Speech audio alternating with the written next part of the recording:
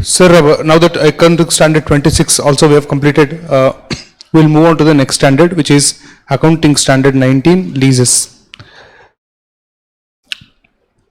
See, leases standard is one of the biggest standard what you have. As such, the standard is big, but the level of questions what they ask at your stage are not very complicated, frankly speaking. But the complication comes from the definitions in the standard and also your knowledge about time value of money. See, time value of money is actually there in some other subject right now in your financial management. Whether you have covered that, not covered that, we do not know. And even if you have covered, still safe side, it is better to have a grip on the basics of time value of money before we actually hit this chapter. So you forget about AS 19 for some time. So half an hour at least or 20 minutes as early as possible, I'll try to give you a quick recap of or quick idea of what exactly time value of money concepts which are relevant for this, not more. Okay. Now see, sir.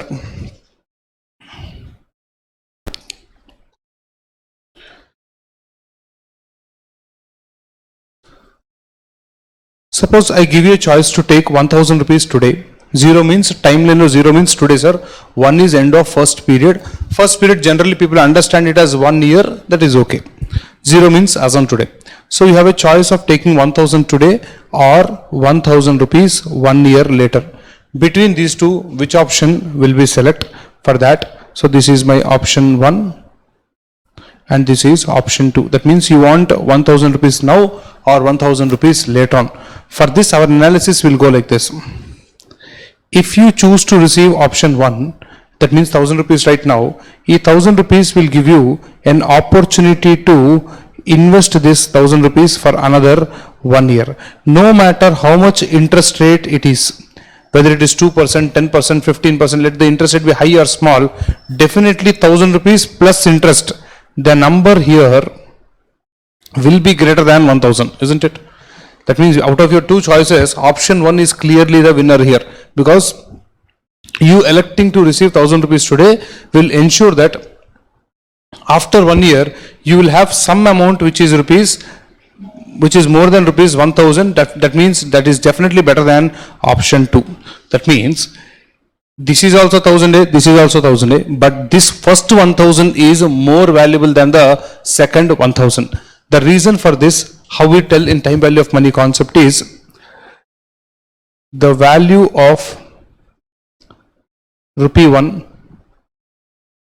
received today is higher than rupee 1 a year later, or for that matter any time in the future. 1 rupee today is more valuable than 1 rupee at a later stage. So this is the prima facie principle you have to catch from this example. Another example you see.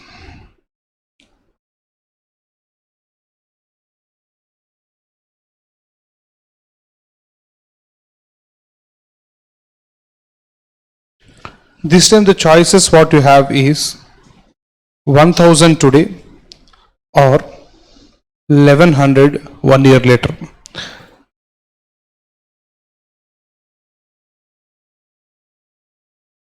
So this is your option 1, this is your option 2. I know that if I give you 1000 versus 1000, you will select today's 1000, but I have given you 1000 versus 1100. In this case, how will you decide between these two? Who is better? 1100 is better, 1000 is better. What do you say? Or it depends, sir? Okay, nice. Depends is always an easy answer. Depends on what? Depends on the interest rate for this next 1 year period. Imagine, sir, the interest rate is equal to 20% per annum. That means if you have money, you can invest it for 20% interest. So now tell me, option 2 or 1? 1. Because 1000 rupees, if you invest at the rate of 20% for a span of 1 year, this 1000 will grow to 1200, because 1000, 20%, 200, so 1200. And definitely 1200 is better than 1100. So you will be selecting option 1. In this, what conclusion I want you to observe is, whenever a decision has to be taken based on cash flows, ensure that the cash flows are at same point of time.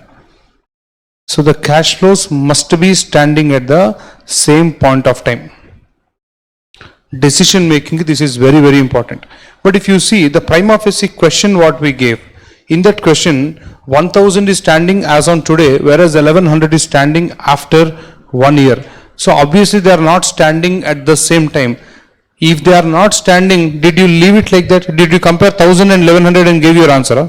No, you compared 1100 and 1200 and give your answer, which means this 1000 you took it into future and then ensure that they both are standing at the same point of time, and therefore then you gave your answer, isn't it, sir? So decision making ki what you should prima facie ensure is the cash flows must be standing at the same point of time. If they are not standing, move cash flows, move the cash flows. Either present cash flow you transfer it into future, or future ka cash flow you drag it into present. But without dragging or sending it to future, you are not allowed to compare, sir.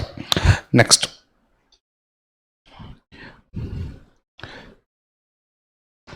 Even addition or subtraction of cash flows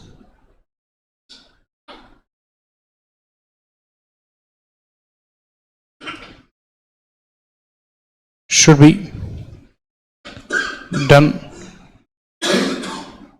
only when they are at same point of time. On this more elaboratively financial management law you will learn, sir, regarding addition and subtraction, because here for our AS 19 purposes that is not that much required, so we will not talk too much on that.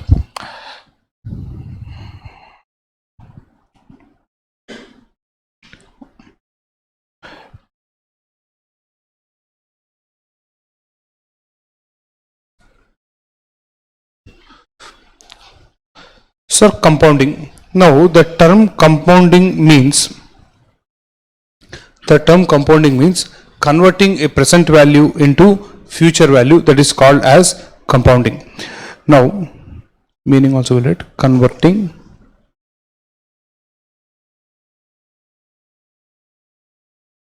present value into future value.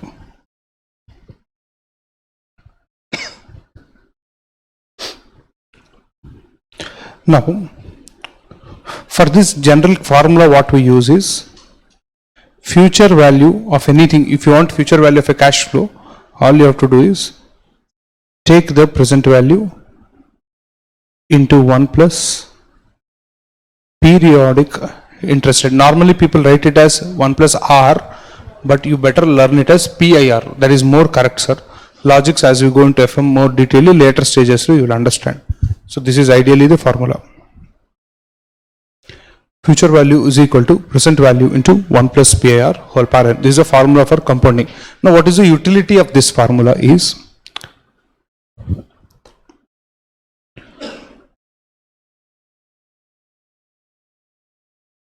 so this is 0, this is first year ending, second year ending, third year ending. Suppose, sir, I have deposited 1000 here.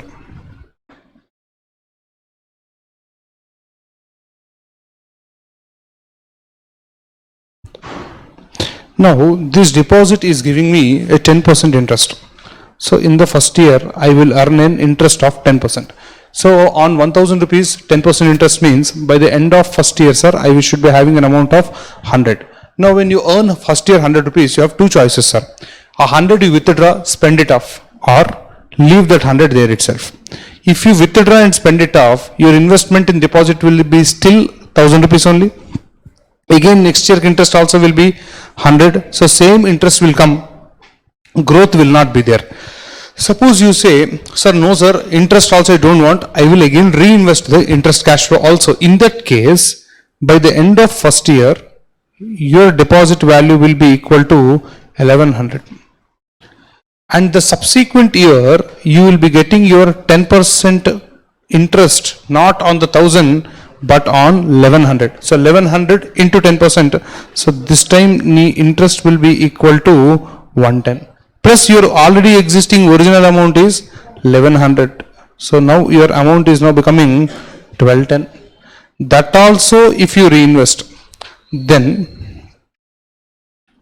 121 interest you will get, plus 1210 amount anyway there with you. So total it is 1331, which means when you calculate interest for the first time, you calculate on 1000, then you calculated interest on 1100, then you calculated interest on 1210. Every year, as you can very clearly observe, interest amount is increasing though interest rate is constant. Interest amount, why is it increasing, is because we are reinvesting the interest. Because of that, your future value also growing. Okay, that is called as compounding. Now, in this entire timeline, sir, 1000 rupees is there, not first 1000 rupees. 1000 rupees is the present value. Always present value will be standing at today's time. Today whatever number is there, that is present value. Every other number on the timeline other than 1000 rupees is a future cash flow. So this is future value. This is also future value. This is also future value. So 3 cash flows I am having a no. This is future value at the end of first year, future value at the end of second year, future value at the end of third year. Suppose I want future value at the end of 10th year. Can I work out or not like this? Of course, bigger line I have to draw. So instead of drawing a bigger line, we establish a relationship between future value and present value. That relation only is that formula what we wrote above. You can test that, it will work. Suppose I want to work out future value at the end of third year. Present value today is 1000 into 1 plus coupon rate whole cube. Why whole cube? Because from today to where you want to go until third year, how much gap is there? 1, 2, 3. So a 3 you have to write here. Remember, n is not n necessarily need not be number of years. N is number of interest periods. Generally, interest we calculate on per annum basis. So majority of cases the n will be years only. But in some scenarios, interest is calculated on half yearly basis, quarterly basis and all. Therefore, you should not remember n as years. N is equal to number of interest periods. Normally, books they call it as number of times of compounding. But if you don't like that word compounding, just remember that how many times interest is computed. Adi n. Okay, so if you sort it out, 1000 into, sir, do you know how to compute this 1.10 whole cube? Yes. Yeah, if you know it is fantastic, sir. Otherwise, 1.10 into equal to, if you press square will come, one more equal to will give you the answer. So that will be 1331. Like this you can reach for any future value, sir. Okay. In some calculators when you press equal to into equal to, it will not move further. In that case, not necessarily. I into 2 times you press and then you start till k function comes. That's not calculator mistakes. So some of the latest calculators are behaving like that. So when you are buying a calculator, an investment should be a good investment. If you want, I'll tell you models of calculator depending on companies which you want to buy. See, when you are doing FM especially, you don't need calculator stopping you from going forward. So anyway, this is compounding, sir. There is more, but this is enough for us. Okay, next.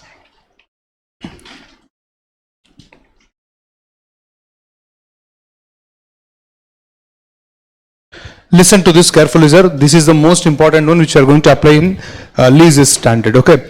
Discounting means, actually the term discounting on a plain sense, forget about time value, on a plain sense, the term discounting means reducing the value or ignoring you.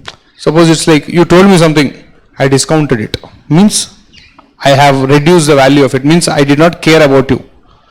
Okay, so discounting actually means reducing the value is the original meanings of the term discounting.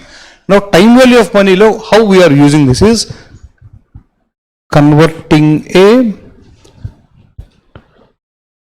future value into present value. That is discounting. Sir, how to convert? How to convert? Formula is there. Which formula? Whatever we discussed earlier, adhe formula. This time, future value you have, present value you have to work out. So, earlier whatever formula we discussed, same formula, just roles interchange. You go that side. That's it. Future value divided by 1 plus PIR whole power n. Actually, discounting, this is the only formula, sir. But if you see the applications of discounting, you have 95% of discounting applications and 5% of compounding applications. Therefore, discounting story was made much more deeper so that ultimately it becomes easier for you. So, for example, let's say in this scenario 1, under discounting only I am talking, sir. Case 1.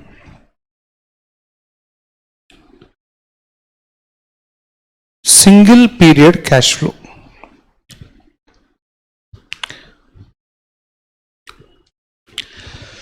As the name itself indicates, single period cash flow means you are standing now.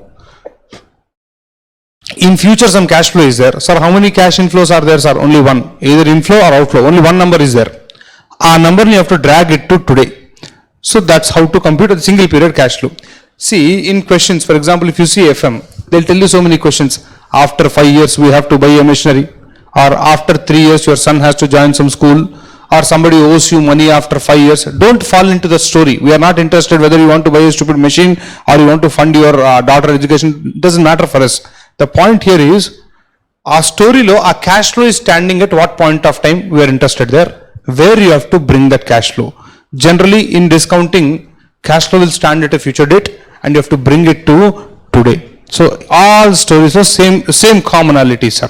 So if it is a single period cash flow, the formula what we use here is present value will be equal to whatever cash flow is there, future cash flow, take that cash flow and multiply it with something called as PVIF, present value interest factor. What is that? We will see. R percentage or actually PAR percent nth period. Sir, already one present value formula we wrote. Again, what is this formula? Sir, that formula and this formula both are same thing, sir. It is just a representation of the same thing. There is nothing new. No example, we will see. We will get more clarity.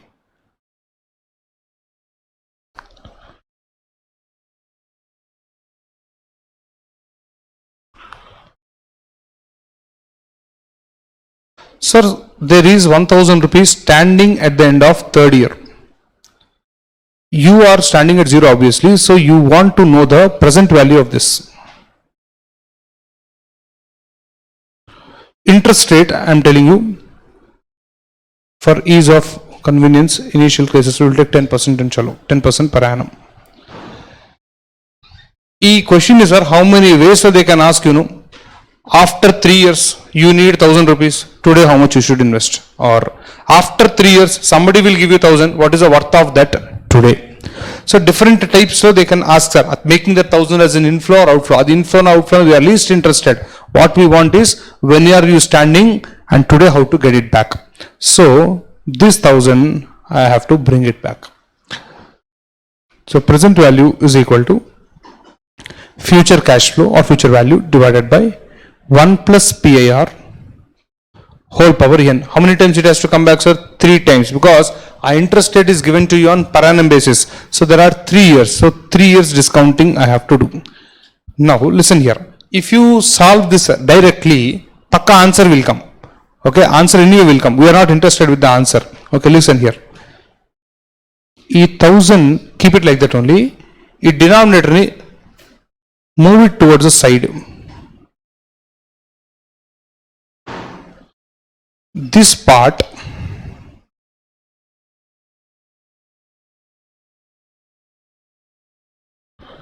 whatever answer comes, that we call it as PVIF 10% third period or third year for that matter in this sum. So 1000 into, solve only that dotted part, sir, will come to 0.75131. How to solve this? 1 divided by 1.10 is equal to first year, one more equal to second year, one more equal to third year. So you'll get that number directly. Okay, sir. So your answer will be 751.31. See, our goal is not the answer here. Our goal is interpretation of PVIF. Now, how to interpret this number? What is this 0.75131? How to understand that? What it means is, it means the value of rupee 1 at third period is rupees 0.75131 as on today. This is the meaning of 0.75131. What it says is, if somebody promises you 1 rupee after 3 years, it is as good as today 0.75131. So, how to understand this is, rupee 1 at 3 years is 0.75131 today. In our case, after 3 years, somebody promised me how much? Not 1 rupee, no, 1000. So 1000 at 3 years, how much is it today? Cross multiply. Obviously, you will get the answer. Answer, how is it looking, sir? 1000 into 0.75131. This is exactly what we wrote here.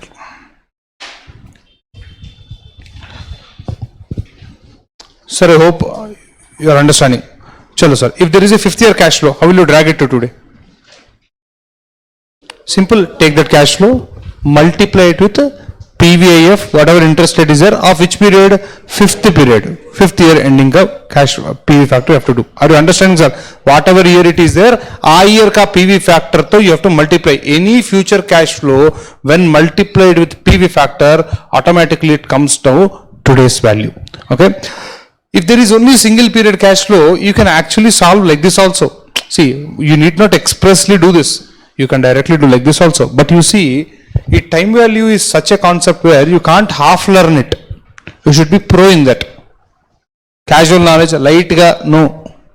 Properly, you should be extremely good at it. Because depending on how well you understand this, further subjects, further topic, next level CF and everything is dependent on this. So we can't compromise on this. Fully you have to learn, or at least whatever you are learning should be very good. Okay. So first type of cash flow, single period. The next one,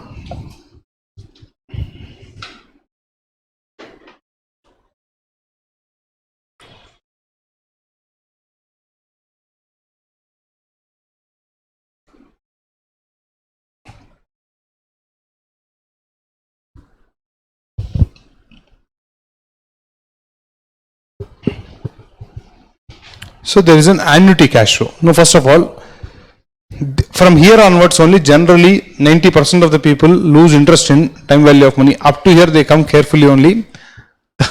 The moment we start annuity, slowly attention will go here and there. Different countries, different people will travel individually or together. So the annuity cash flow the problem, sir.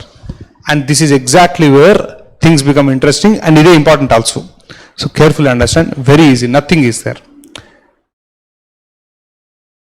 Annuity cash flow means it is a series of equal cash flows with equal intervals. That's all.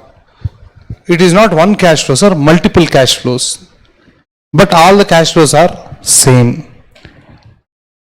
And the gap between each cash flow also same. In this also, again 3 types are there, but for your purpose, 1 is enough. Okay. So in this,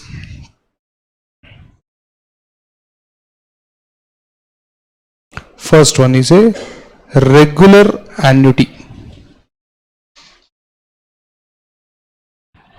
I'm not teaching you too much, sir, so that you lose interest and leave up.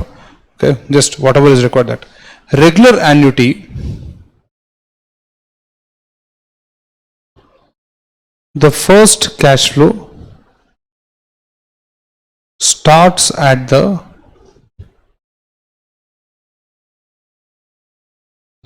end of first period.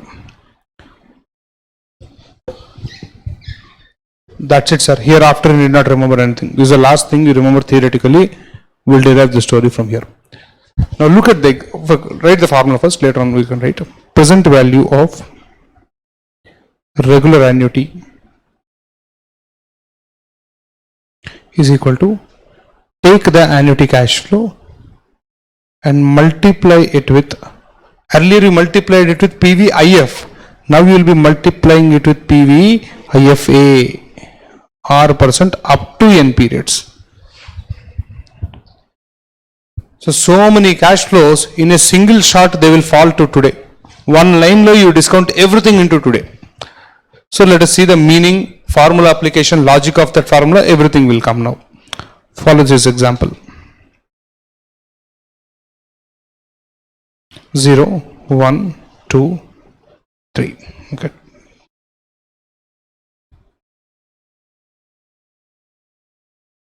Zero, 1, 2, 3. Sir, regular annuity definition, what did we give? The first cash flow should start at the end of first period. So here it is starting, sir, 100. This is your first annuity. Second annuity. Third annuity. Sir, where is fourth and fifth? Example, that is enough. You take 10 also, concept same only. No. Our goal is, I want to know the present value of this. The entire series ka present value I want to know. Considering interest rate is equal to 10%. Now, if you have to work out the present value of this, what basically you have to do is, sir, is 100 rupees you have to discount it to today. The second 100 also needs to be discounted to today. So is this case with the third annuity also. All the cash flows individually you have to discount and then you have to add it up. That's the only way. Sir, why can't I directly add? Tell me, sir, E100 is bigger, second 100 is bigger, third 100 is bigger. Number point of view, all the 300s are same. But value point of view, which one is more valuable to you? First one. The earlier you receive, the more valuable it is. Isn't it, sir? So the last you receive, the least valuable it is. All are 100 only. But first 100 is more valuable compared to the second 100. And these both are even more valuable compared to the third 100. Like that. That's the reason you cannot say I'll add 100 plus 100 plus 100, 300. That's the wrong answer. If you do that, 100 plus 100 plus 100, you are saying that all the hundreds are having same value in my eyes. How can they have same values? It cannot be same. So you have to discount them, bring them to one common point, then add up. So whatever final answer we get, this will be our present value. So let's do this. Present value is equal to, now you will give me an idea, sir, how to discount 100 to today. Already single period cash flow you have learned. When you are thinking about this 100, forget about all this. Simply 100 you have to drag it to today. You see whether you are able to understand what I am writing or not. 100 into PVIF 10% first year. Is it right? Did you understand, sir? In which 100? First 100. And then coming to the second 100, multiply it with the PVIF 10% second period. Then the third 100, PVIF 10% third year. Since I already know how to work out PVIFs, if I work out and substitute there, automatically answer will come. Our goal is not answer. Look at this. Since anyway cash flow every year is same, equation you can take 100 common out. And inside brackets, you will have only PV factors.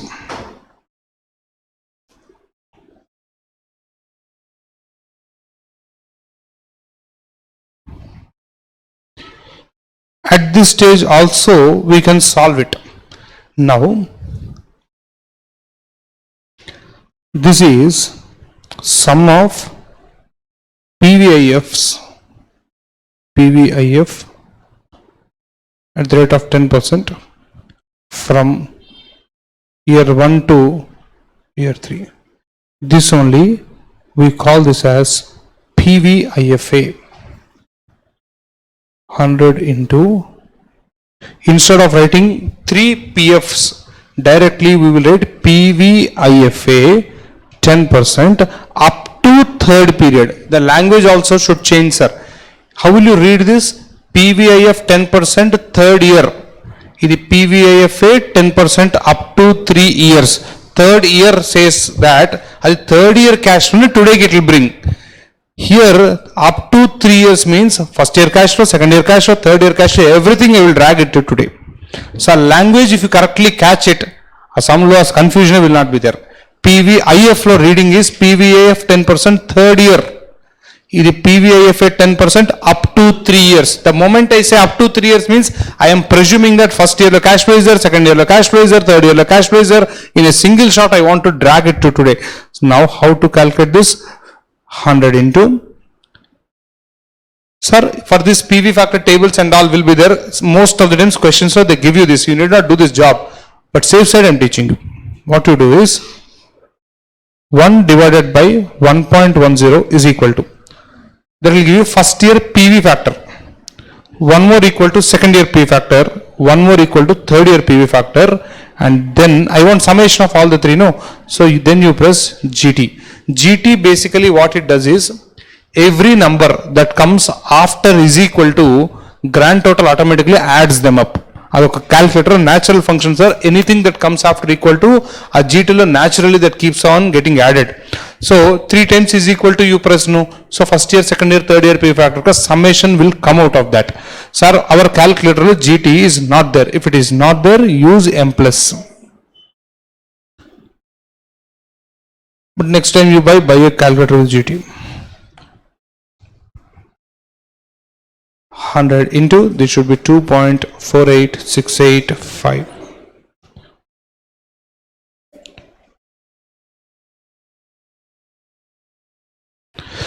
So that is that, sir. This is a present value. Now what is the meaning of this? Okay, what is the meaning of this 248.69 is, if you receive 100 in first year, 100 in second year, 100 in third year, is as good as today you have received 248.69. That is the meaning of it. Or this I will convert in the reverse way. Sir, if I take a loan of 248.69 rupees today, I want to repay this loan over a period of 3 years along with interest. Equal annual installments I want to pay. Every year 100 you pay, automatically loan balance will become 0. Sir, 248 only I took, no sir, 300 why should I pay? Interest out worth, sir, interest also you have to pay, no.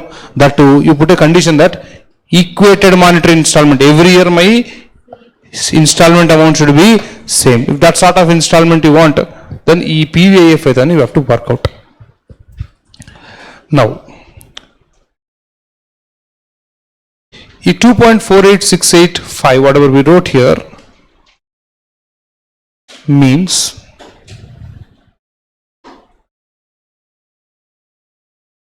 the value of rupee 1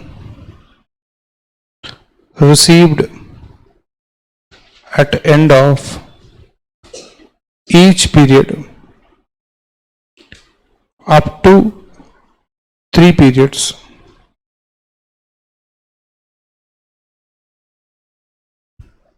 is rupees 2.4868 today. In that meaning, sir, it will tell you 1 rupees ka value as on today. Since you are getting 300 rupees, how you will say is 1 rupee ki 2.4868, 100 rupees ka how much? Cross multiply, answer will come. Sir, when I say annuity cash flow or regular annuity, in your mind, the entire picture should come, but answer ki e line is enough for me.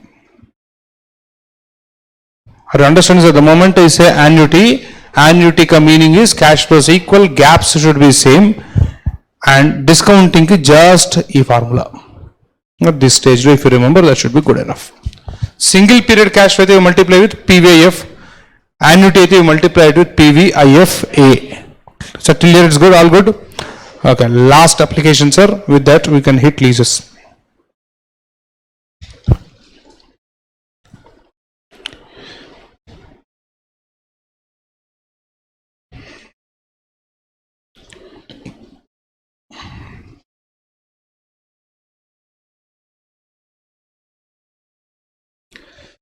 So calculation of loan installment. Sir, if I have to calculate loan installment, one second, sir. This thing is little irritating me.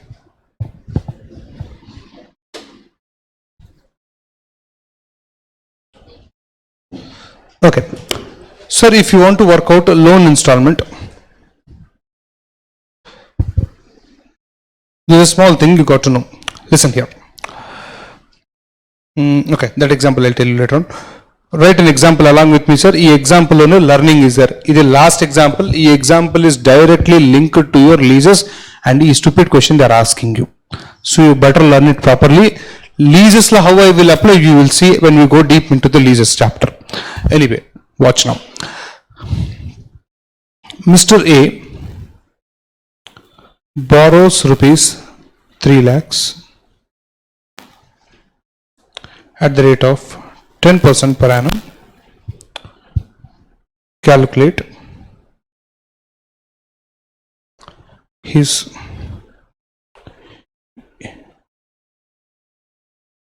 installment each year if case 1 principal amount should be same each year.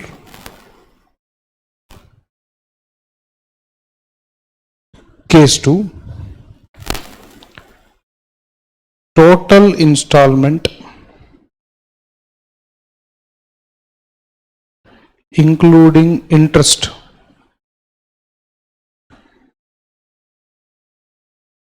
should be same each year. So two type of cases, sir. Case 1, case 2. First one is a very cheap case that ideally is not your range, but still our duty to cover, so I will cover. Case 1. Tell me, sir, small kid also will tell. Loan 3 lakhs you took, 3-year installment, every year how much you have to repay? 3 lakhs divided by 3. Every year you have to pay 1 lakh. Only 1 lakh if you pay, that fellow will hit you. 1 lakh plus interest anyway extra you have to pay. So, case 1. Your installment amount. Sir, IPCC group 1, did you have this chapter called as hire purchase? So you know hire purchase chapter. So all this must not be totally new to you. Okay, nice. So rupees 1 lakh per annum. Sir, 1 lakh is the enough, sir? Not enough. Plus 10% interest. Why are you waiting, sir? 10% apply on 1 lakh? No.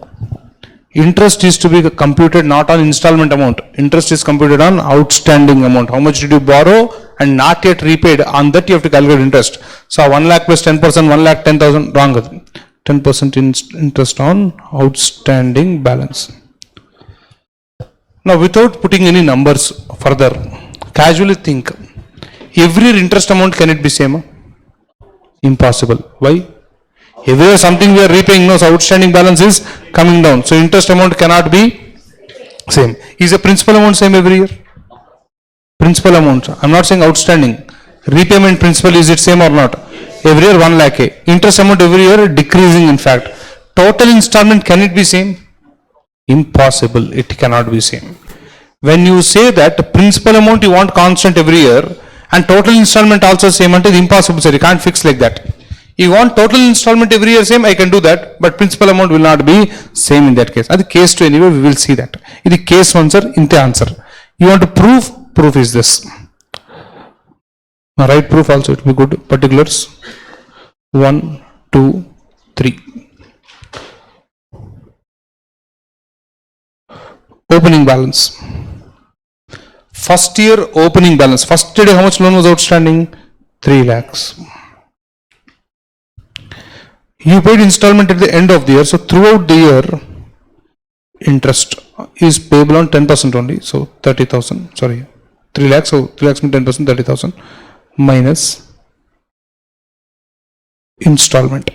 Your installment would be, sir, 1 lakh anyway you will pay, plus whatever interest is there on that year that you will pay. So that should be 1,30,000, meaning your closing balance is 2 lakhs. The closing balance by the end of first year, which is also the opening balance by the beginning of second year. Second year interest is 20,000, 1,20,000 you repay. So this becomes 1 lakh.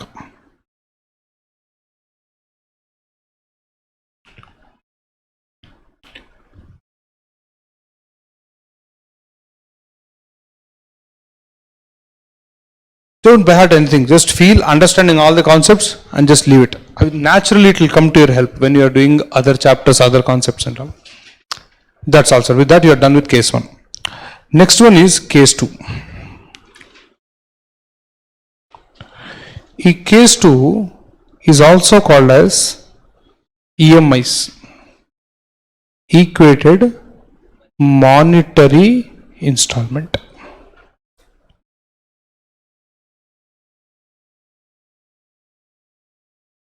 That means from my side every year equal money only will go towards the loan. If you have to fix this installment amount, one small basic you have to observe. Observation though this will come easy only. That means before we do this case, one small dummy example, sir. Look at this.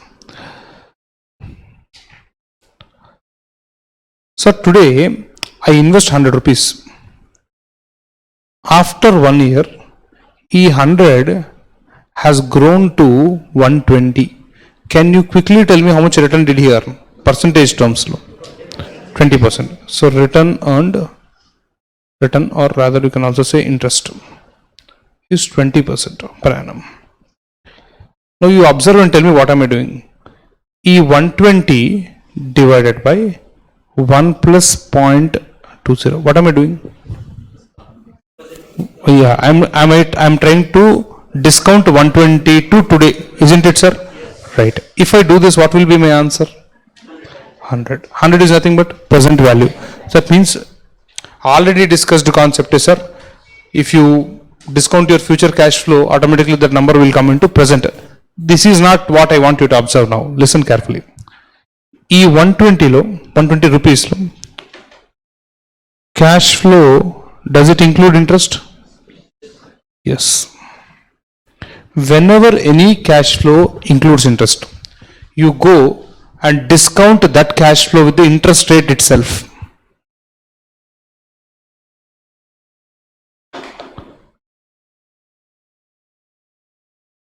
Then what happens is, in the final answer, interest will not be there. I know the future value, present value, but understand it in this way also.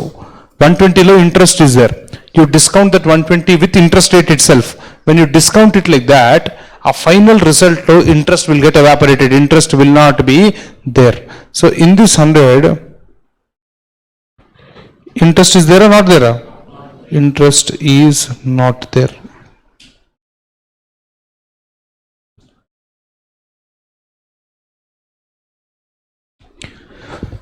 Now go back to the meaning of discounting what I told you. What I made you write is converting future value into present value is discounting. But I told you something before that. What is that? The term discounting means reducing. The term discounting means removing. Now you tell me, sir, 120, if I want to make it 100, what are the two ways in which I can do? One easy school maths is take 120, remove 20 rupees. 120 minus 20 is 100. What is the other way? 120 you discount it. Even when you discount it also 20 rupees will evaporate. Answer will be 100 only. That means there are two ways of reducing your number. Either go and literally subtract it, or instead of subtracting, go and discount it. Even if you discount also, interest will get eliminated. Our point, if you observe, equated monetary installment, very easily you can calculate. Now come back to our case.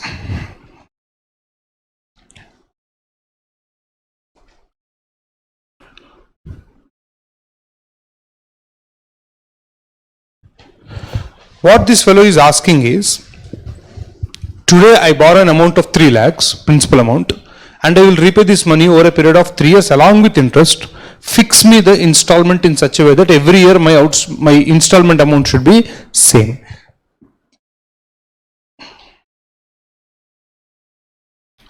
Sir, tell me one thing.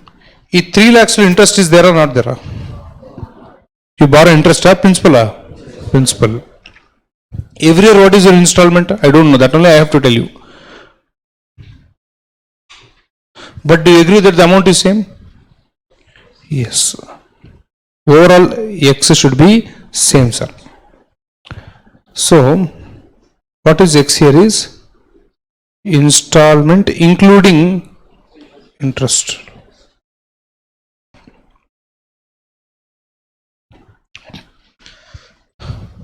Now tell me, sir, in this principal is there a X law, first X law, interest is also there, here also, right? Do you agree that these three are forming an annuity cash flow? That is regular annuity cash flow, right? So what is the formula for regular annuity, sir? If so many X are there, how to get the present value? Easily. Discount at the rate of interest rate only. Tell me, sir, what answer will you get? X into PVIFA. What is the discounting rate given to you? 10% up to third year. Are you understanding, sir? Now you tell me, the answer if you process further based on our already had experience, 2.48685x. Do you agree that this is the present value of your installments? Now correctly understand the logic here. Installments interest is included. Did I discount the installments with interest rate? When I discount any cash flow with interest using the interest rate itself, what will happen? Our interest portion evaporates. So if interest portion evaporates from the installments, you are left only with principal. Therefore, I go and equate this to 3 lakhs. Did you understand the logic, sir? X, how it is coming is, X low originally installment is there, interest is there, principal is also there. I discount all the X to today. So what I will have is only the principal value I will have because interest evaporated already. Therefore, 2.48685x is equal to 3 lakhs. Therefore, X is equal to 3 lakhs divided by 2.48685. So that should be the next line. If you read it's better, 126, leave chiller, sir, 635 is per annum. Now here what I want you to do is write this as a formula. Equated monetary installment is equal to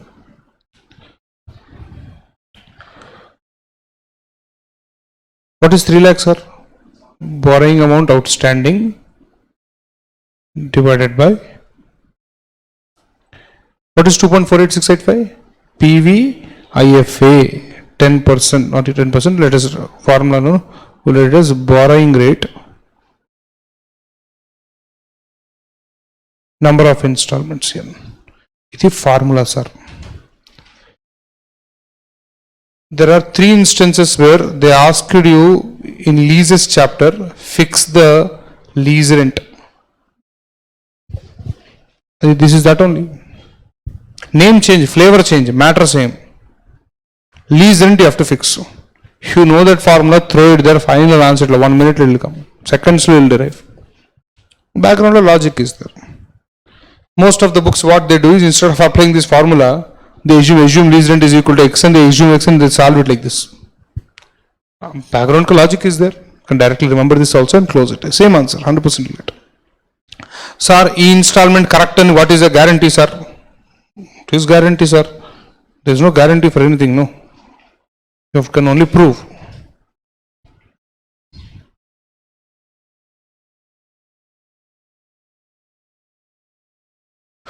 Loan outstanding is 3 lakhs. Interest at the rate of 10%. First year ki 30,000.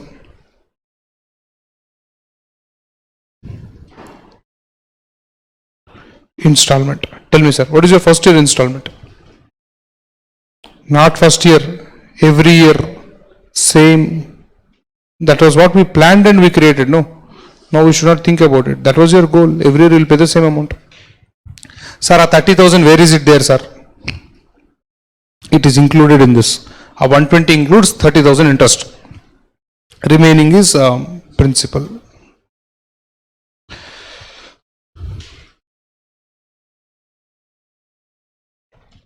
Right. 209, 365. 209, 365, 20,937.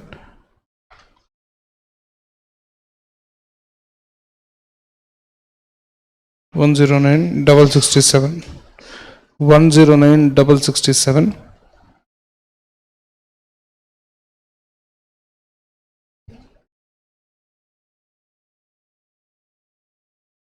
'Chalo. Last year, sir, normally because of our rounding of error, when you apply 10% directly and write the number, it may not exactly match. Rounding of error generally comes. So what we do is, okay, first let me compute 10,000. How much should be this? 10,967. If I write 10,967 as it is, 1 rupee difference will come. As the rounding of error, sir, you cannot avoid that. So what we do in the last year is always, we make this balance 0 and here we write the balancing figure. Okay, so 120,635. So that should be 10,968. Last year alone, you pick it up as balancing figure. That's all. So all this will work, sir. While doing leases, all this will help us. I guess this is enough time value of money for our leases chapters. Sir, beyond this, if something is there, we'll see at that time. I don't think nothing much is there beyond this. Chalo, sir. Let's move on to the official leases standard now. Sir, textbook lo leases will start in one style. We have a different style of handling it, but ultimately everything will match. Don't worry. But it will not be the same way. Okay.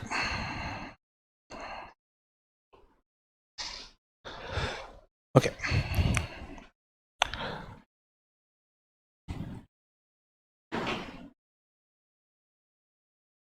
Sir, in a lease transaction, there are two parties. One party who is the user of the asset. The other party who is the legal owner of the asset. A legal owner of the asset, since he is the owner, he conveys to the user a right to use the asset. So this fellow, whoever is user, he uses the asset belonging to somebody else. But since you are using somebody else's asset, that somebody will expect some consideration to be paid.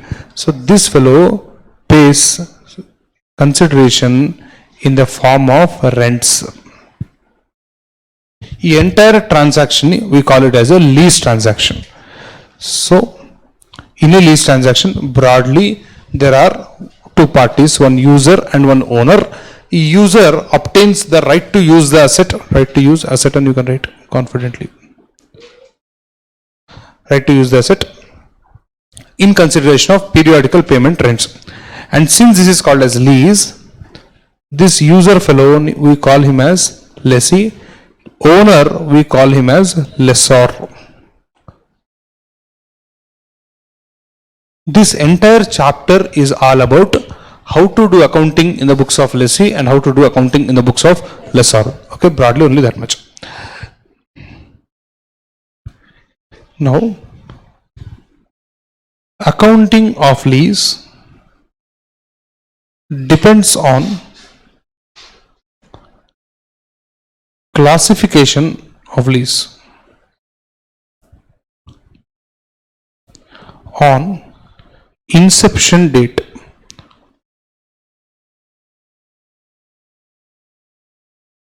although formal definition is there for what is inception date, time being you understand that date of agreement or simply starting day.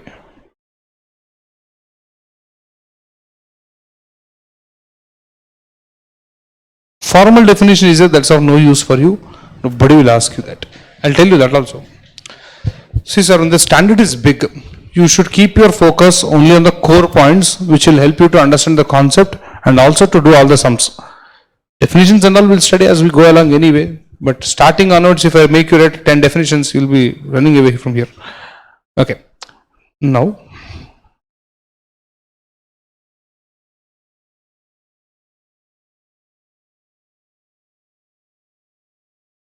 classification of lease. As per this standard, lease can be of two types. One is finance lease. The other one is operating lease.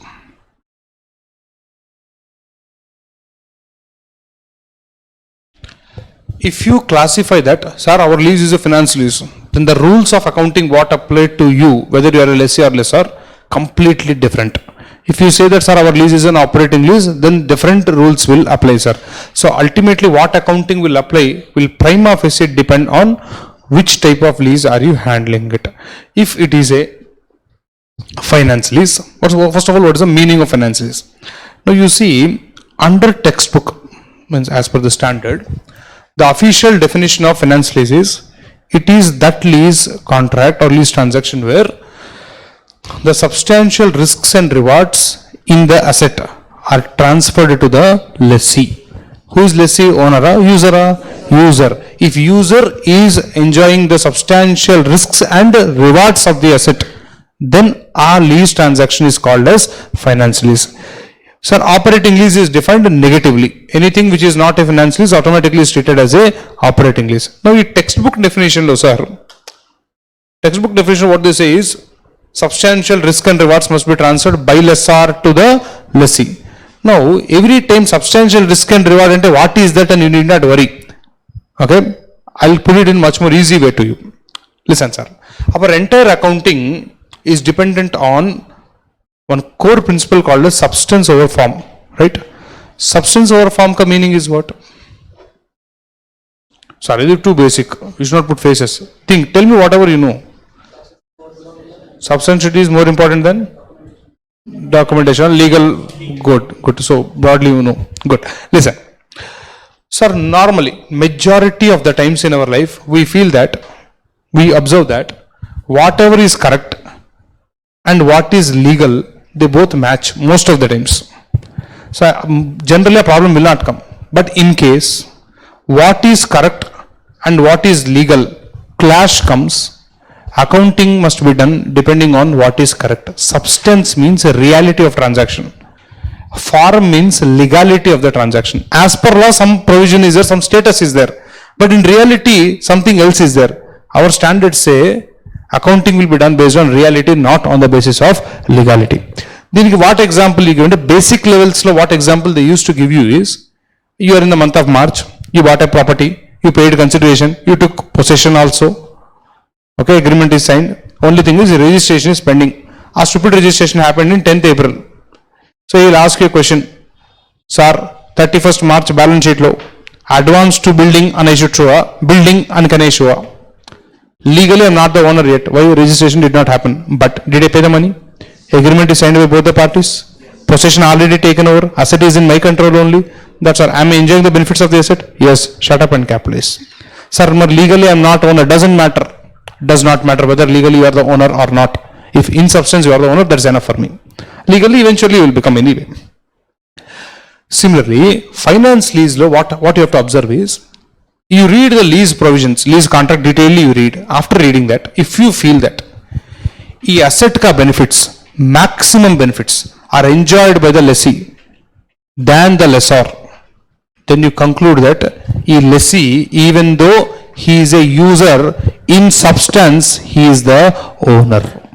Since he is the owner, our entire accounting will be done as if this fellow purchased the asset on credit from him.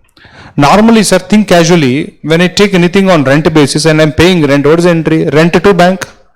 And the rent will be thrown off into P&L account, P&L to rent. So every rent we pay, normal rent expenditure ka treatment is, you would go and dump that in P&L account. 1 second, sir. This thing is irritating me. Yeah.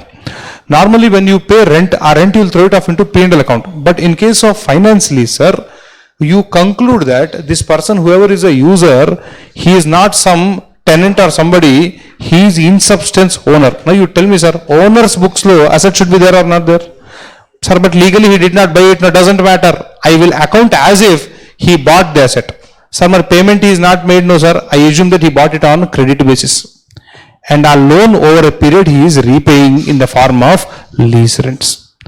That means on paper it will be recorded like Mr. A took the building on lease for a period of 9 years and they write. Now accounting, if you go and see, it will be like a building account debit to lease liability. Did you do hire purchase chapter? Yes. Hire purchase chapter, hire purchaser will become legal owner when? On the payment of the last installment. But if you remember your accounting, first entry is what? Asset account debit to hire vendor, isn't it, sir? Yes, sir. When you are becoming the legal owner on the last day after 5 years, first day you do debit asset account or not? Yes. Why, sir? Substance over form. Your hire purchase is a classic example of finance lease. It's very unfortunate that they both are not in the same subject. It's in different subjects. Hire purchase should be here. If hire purchase is in this advanced accounts, you can beautifully link AS 19 and hire purchase. Okay, so anyway, hire purchase is an example of a finance lease. You are not the owner legally, but still asset will be capitalized in your books.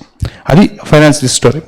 Next, come to operating lease. Operating lease is normal, sir. For example, you are a finance manager in India.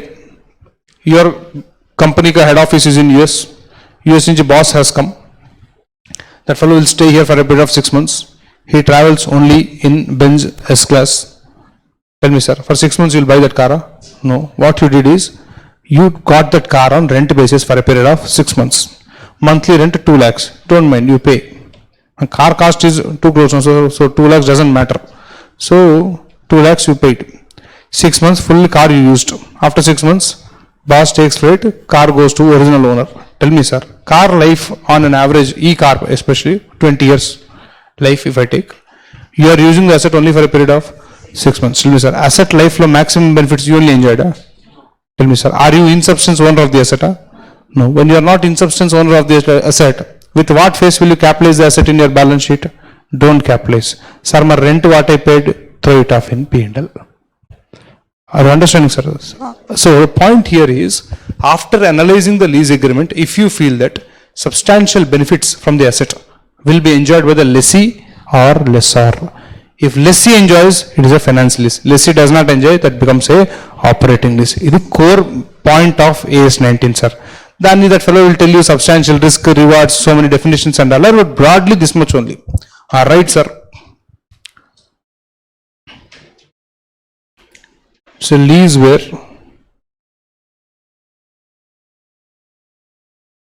substantial risks and rewards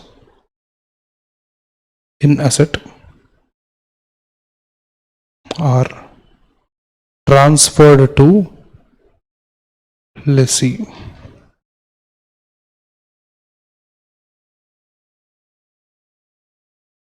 In other words, lessee enjoys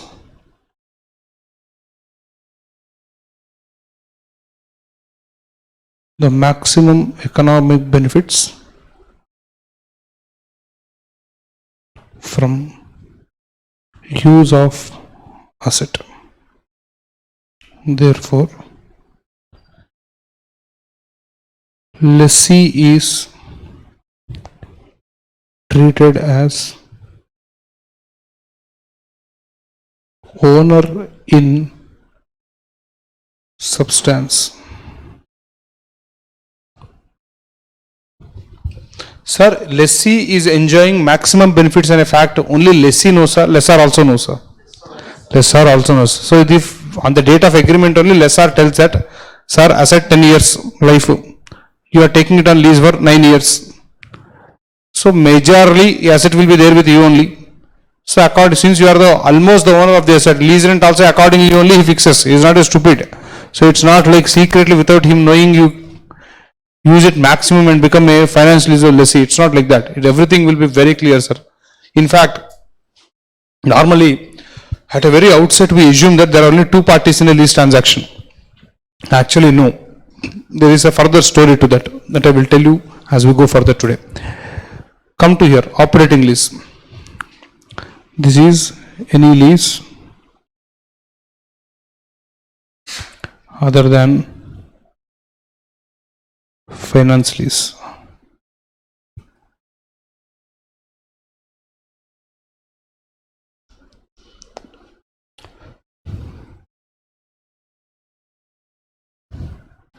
Sir, in this automatically lessee will not be treated as a owner in substance. I need not tell you all that now. Now, there is one important popular question in your exam, sir. That is indicators of a finance lease.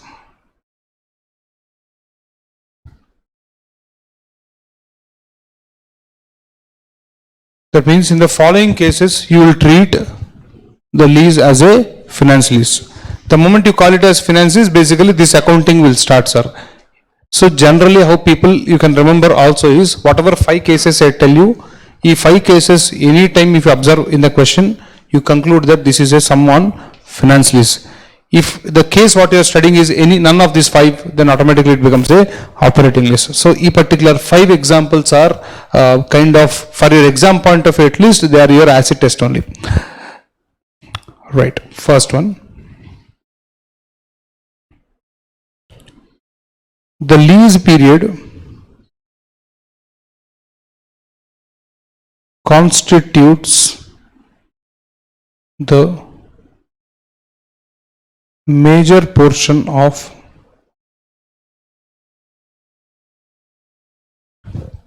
economic life of the asset.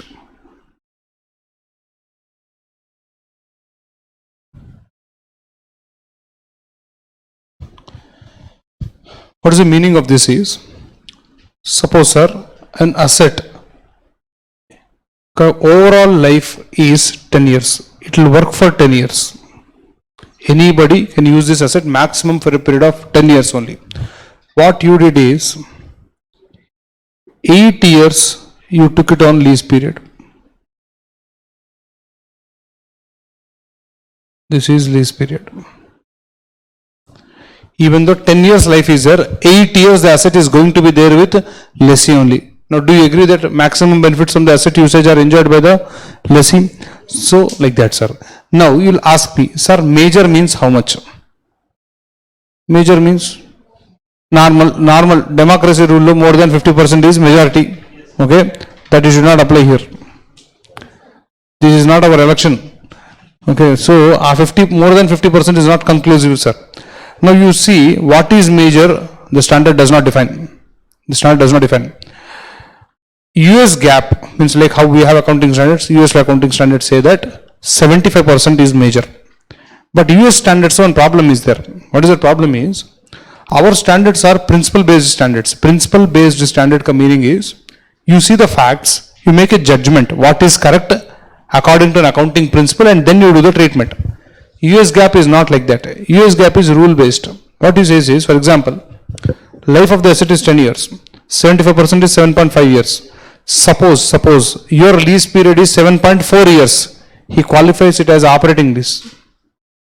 And one day if it is less also, not finance lease. 7.5 or more finance lease. They have a cut-off rule like that. Accounting cannot happen like that with rules. Sir, what is difference between 7.5 and 7.4, sir? Hardly few days only, no? For that you change the entire accounting, huh? No, that's why major why we did not define is because that is not correct to define. It's not that we don't know how to define, but if I define that, that becomes a rule. I don't want to make a rule. Let's see the facts and then we can analyze. Sir, 6 years I took, sir. So what is the position? If you feel that 6 years lease period out of 10 years is not conclusive enough for you to say that this is a finance lease, don't worry, 4 other indicators are also there, no.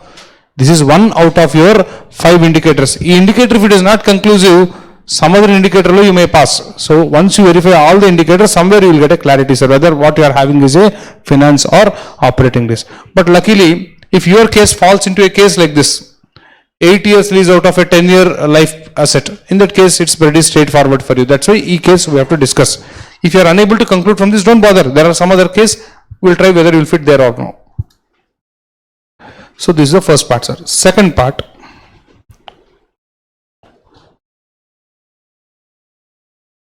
the ownership of asset is transferred to lessee at the end of lease period. So towards the end of lease period, the lessee eventually becomes the owner. This is nothing but your hire purchase case. Now if you go back and watch hire purchase of what all you did, that is nothing but classic application of AS 19 financial lease accounting without knowing. So hire purchase ki why hire purchaser will capitalize machinery or hire or trucks on hire to hire vendor and entry. Why is he writing means AS 19 asks him to do so. Next.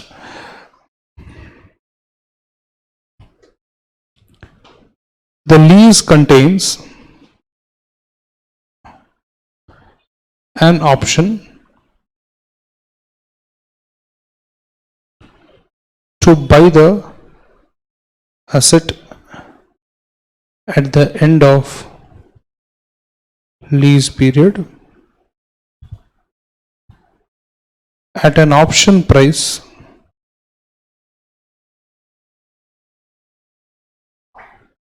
which is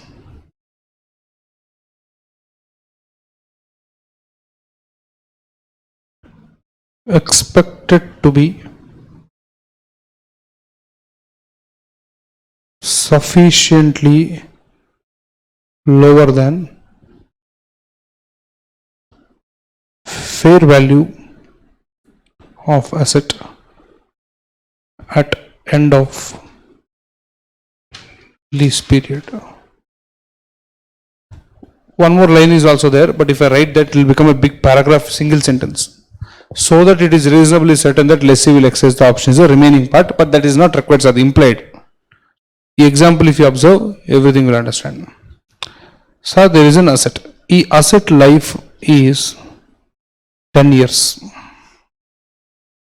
But lease period is only 3 years.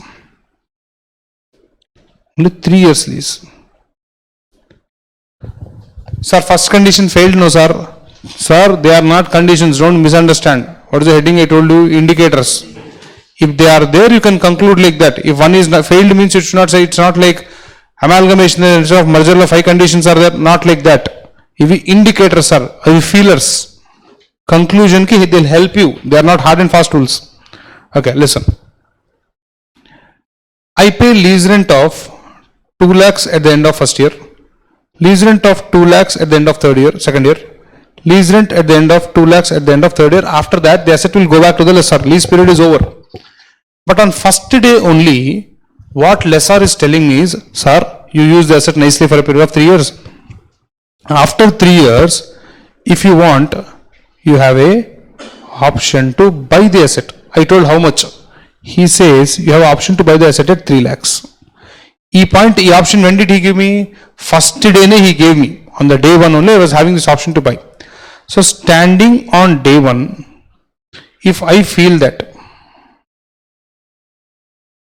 at year 3, fair value of asset will be equal to 5 lakhs. You tell me, sir, the option to buy an agreement, sorry, an option, is it likely to be exercised? No.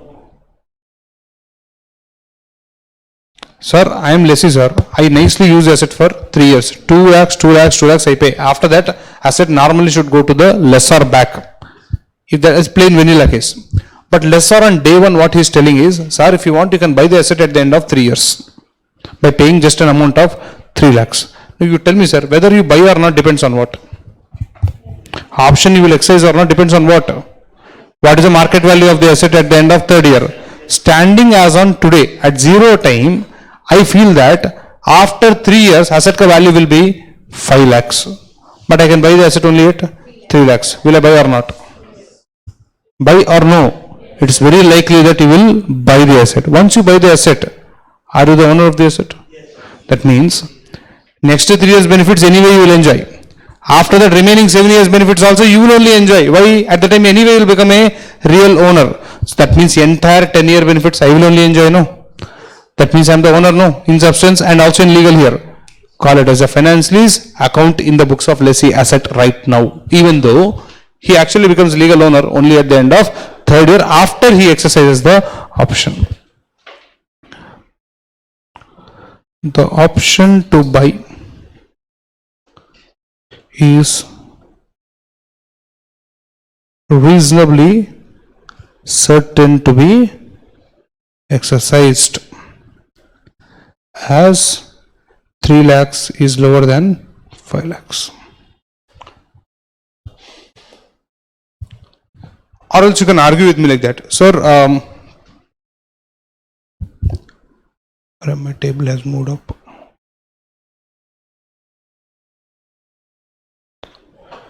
Okay.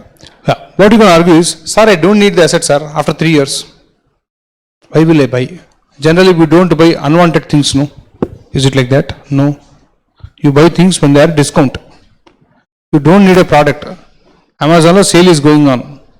You will buy. You will buy. Forget about that case. That is joke coming here. See, you might argue that, sir, after 3 years I don't need this asset anymore. Then why will I buy? Sir, even if you don't need the asset also, you should be stupid not to buy. You have to buy. Buy at 3 lakhs, sell off in the market at 5 lakhs. So why will I not buy, sir? I will definitely buy, no? So when you are selling and enjoying that gain, capitalians who will enjoy? Lessee will enjoy, or owner will enjoy? Owner. But if you have to become an owner, first you have to buy, no? Therefore eventually you are buying, no? Therefore you are an owner in substance today only. Adi, this follows logic. D point.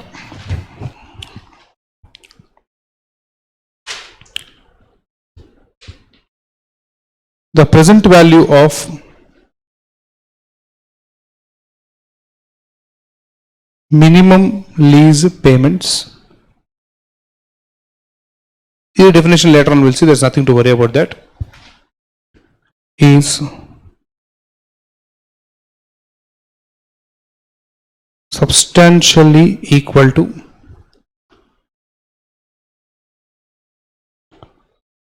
the fair value of the asset today.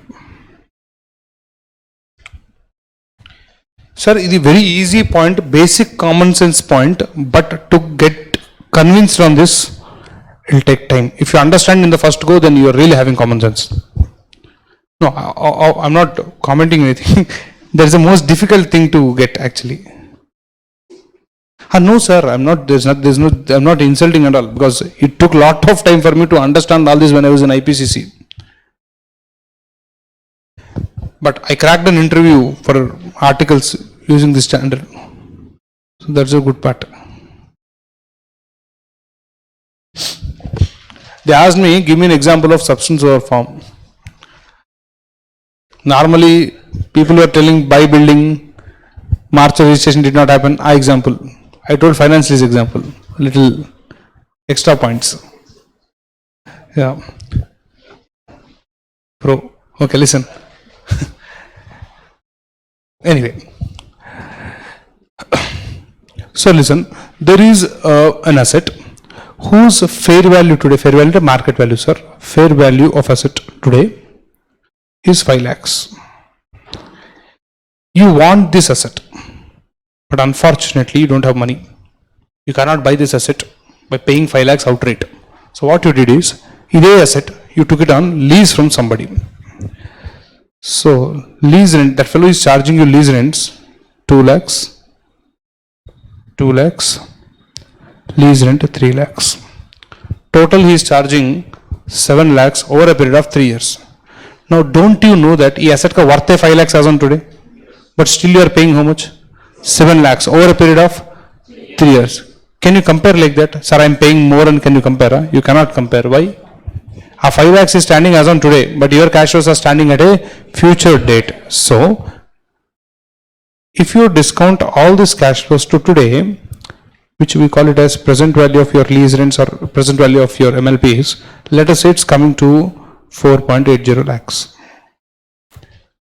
Now you ask yourself, is the present value of lease rents almost equal to your fair value of the asset? Yes. It's very close. Now tell me, sir, are you a owner of the asset legally? In this case, you are only a lessee. But the lease payments what you are making, ka present value, is almost equal to the cost of the asset today. Will any fool pay that much of lease rent unless he believes that whatever benefits he could have enjoyed being a legal owner, the same benefits he is enjoying being a lessee. If he is not convinced about that, no stupid will pay that much of lease rent.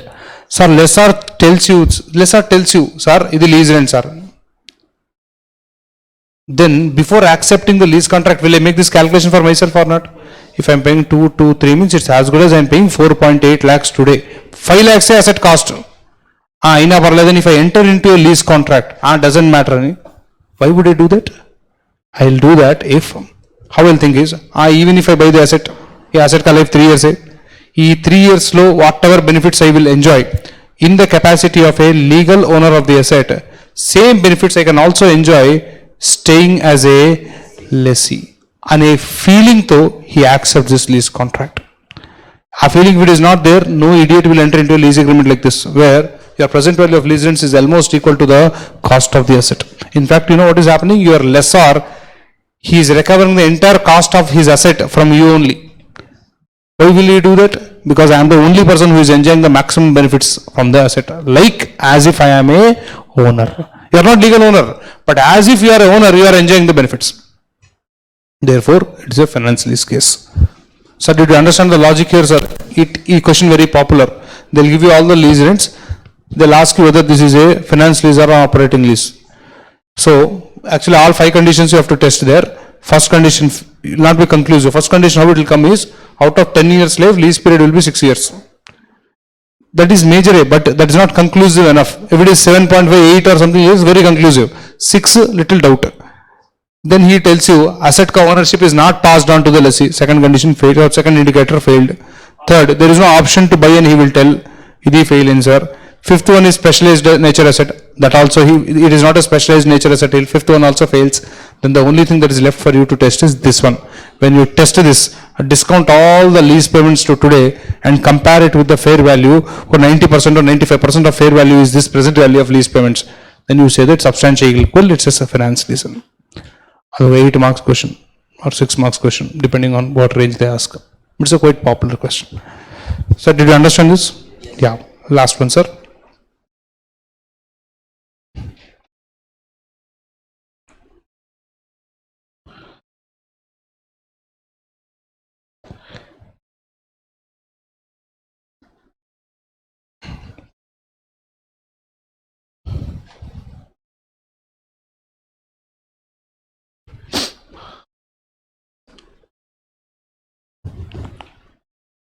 The asset is of specialized nature, which can be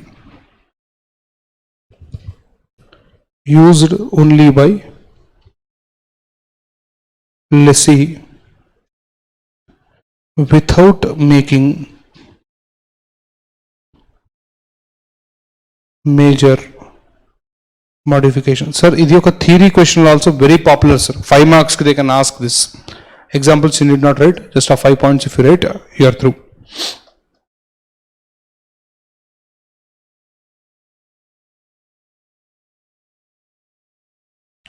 What is this last example is, sir? Listen.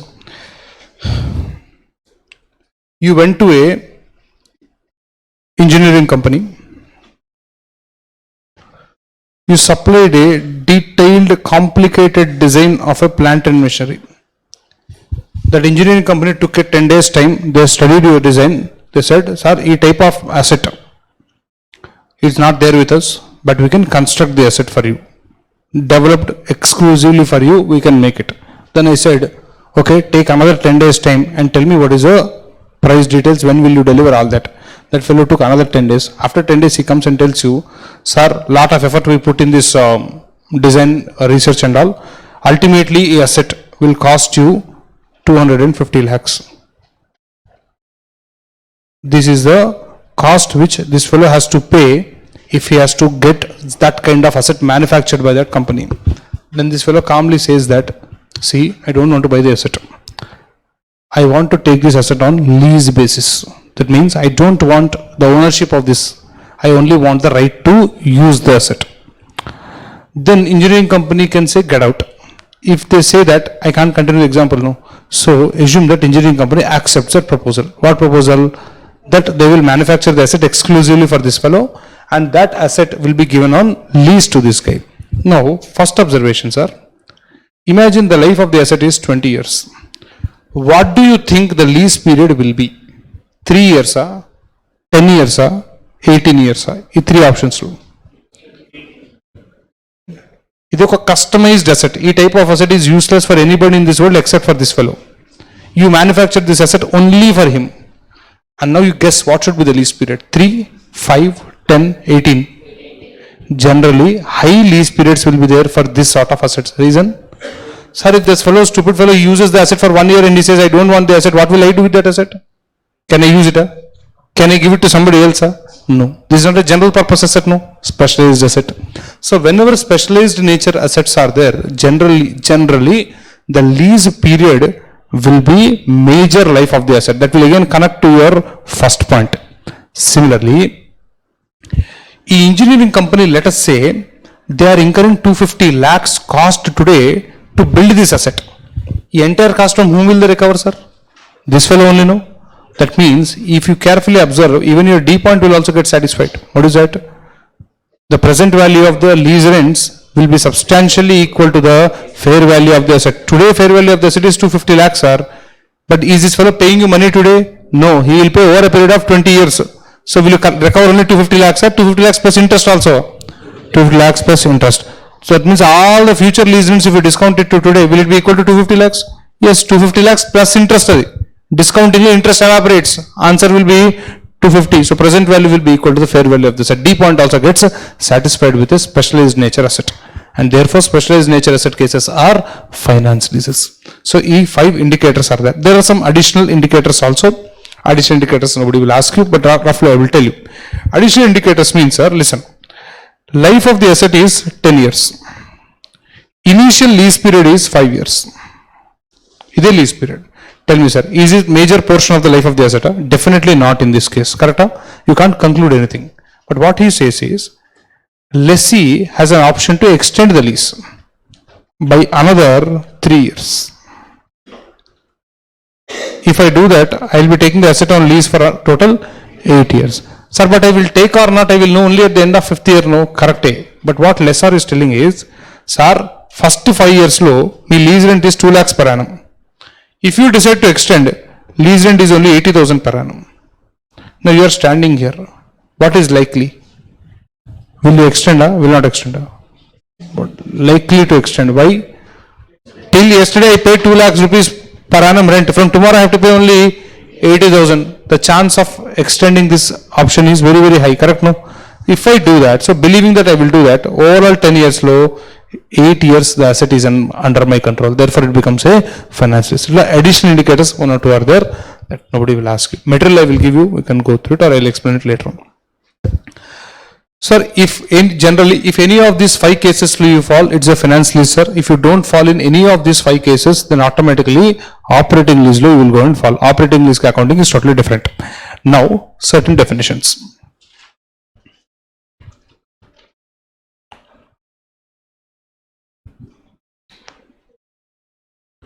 Minimum lease payments,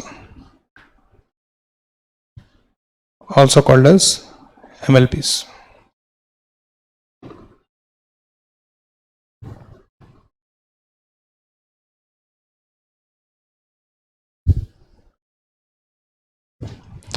ఈ MLP definition, see sir, ఈ definition as such not expected to be asked, but it's quite an important definition because for sums we need this. ఈ MLP definition లో 2 parts are there. One is MLPs for lessee, MLPs for lessor. Sir, theoretically, one definition is there. Instead of giving you the definition theoretically, I'll write a formula here, easy to remember. Theory, material anyway, everything will be there detailedly. Okay, watch here. Tell me, sir, lessee ke lease payments are outflows or inflows? Outflows. So, total lease rents payable, add them, ignore time value of money and add them, plus something called as guaranteed residual value given by lessee or any party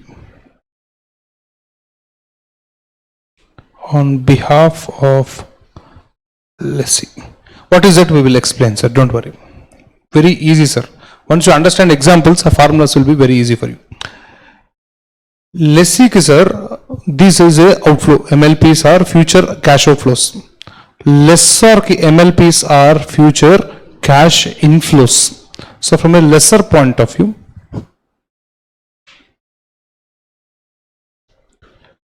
total lease rents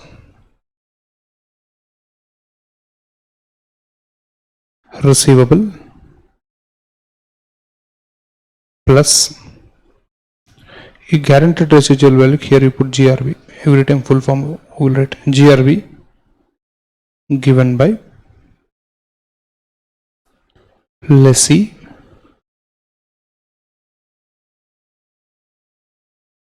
by any party on behalf of lessee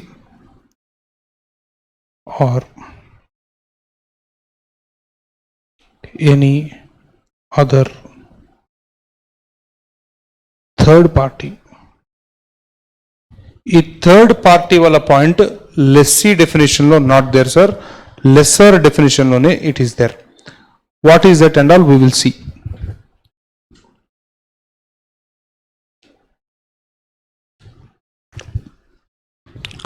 Okay, sir, now look at the example, very simple.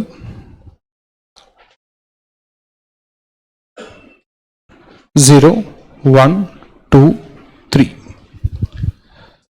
Sir, lease period is 3 years. Lease rents are, I have to pay 2 lakhs here, 2 lakhs here, 2 lakhs here. That's it. Once I pay 2, 2 and 2, the asset will go back to the lessor and game over, sir. I need not pay 1 rupee extra in any eventuality. That's all. There's nothing else. If that is the case, MLPs is equal to 2 plus 2 plus 2, which is equal to 6 lakhs.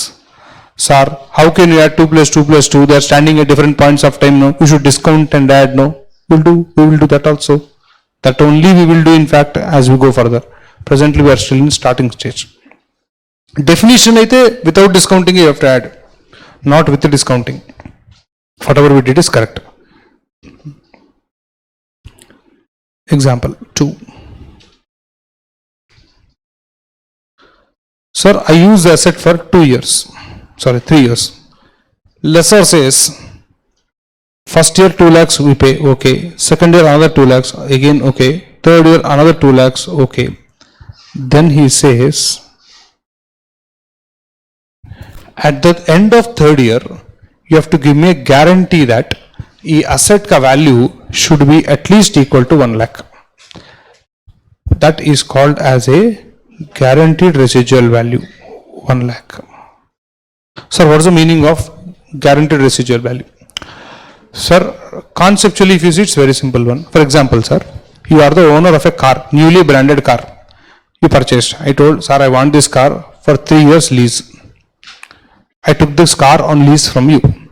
This car first day full shining, mirror type like comb hair also. That kind of shiny it is. I took the car from you.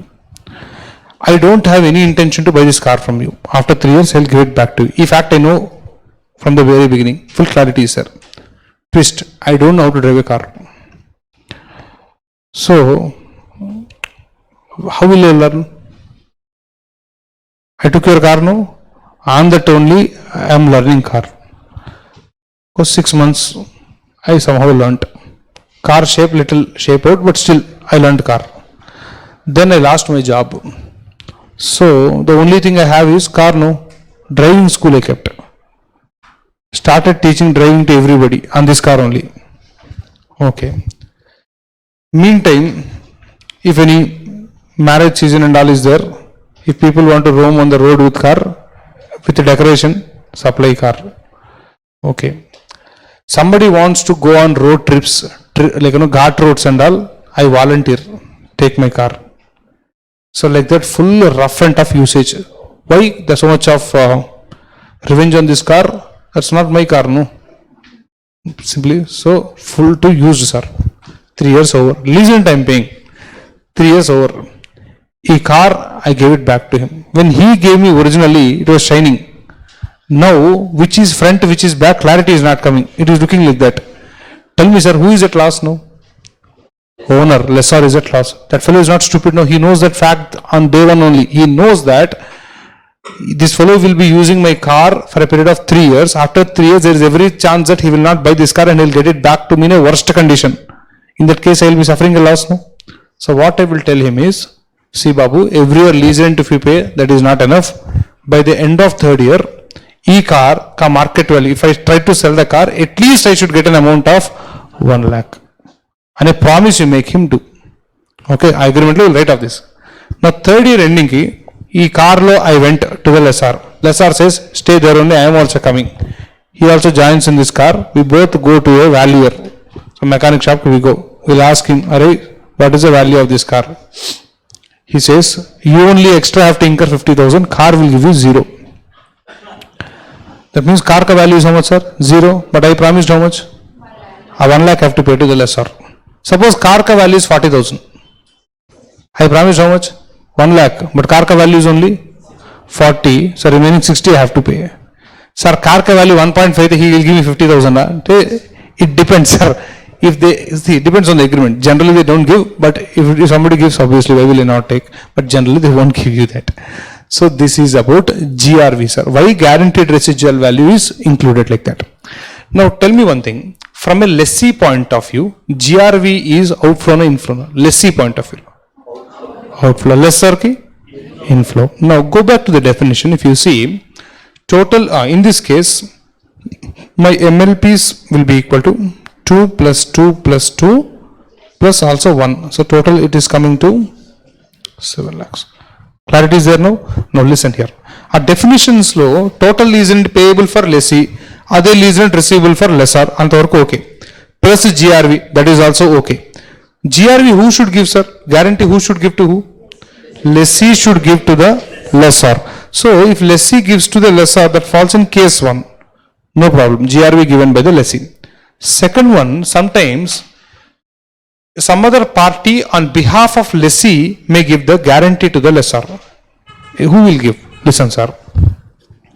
For example, you want to take a loan from a bank. You went to the bank. Bank told, okay, I liked your face, your CA or prospective CA. I'm trusting you, but do one thing. Get one person of high financial value and high reputation in the market to give guarantee on your behalf. What you did is you took me. Vida, I'm willing to give guarantee. Bank not willing to take my guarantee. Why? Income tax returns, look, income is not there.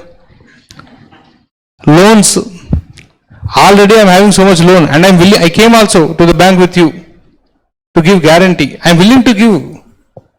Bank, this fellow's guarantee is as good as nothing. Bring somebody who is having lot of money. That's what bank will say if you take me. So, guarantee, the person who gives guarantee, he also should have some value, no? He lessee sometimes, he wants to give guarantee. But that fellow says, your stupid guarantee I don't want. Bring me somebody else. It generally happens when you have a holding subsidiary company, sir. For example, S Limited is a newly formed company. M Limited is the owner of the asset.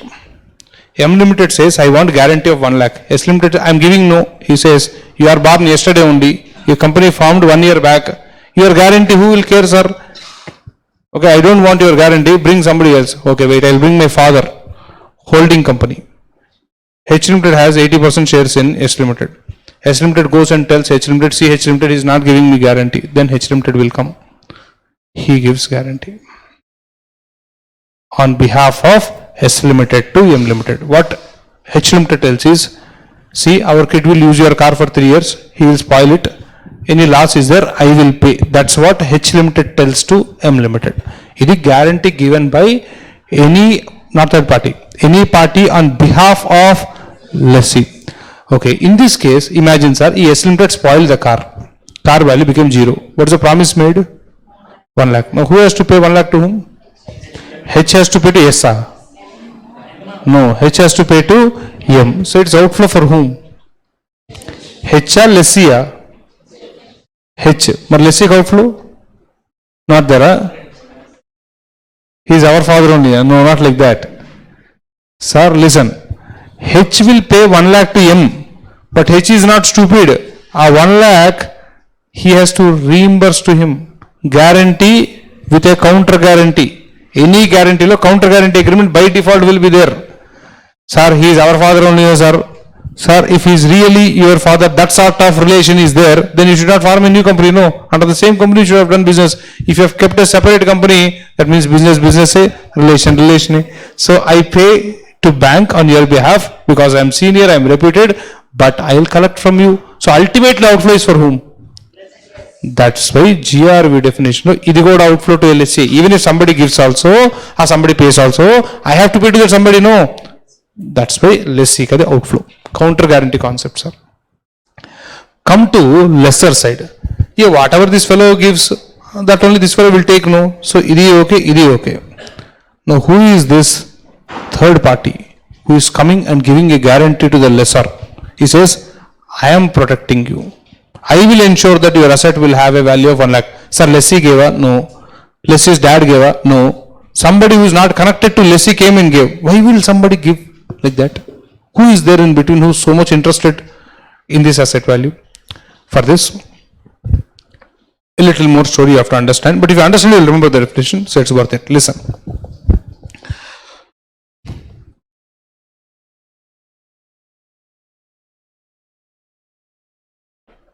This fellow is casually walking on the road. Our roadside, one big shop is there.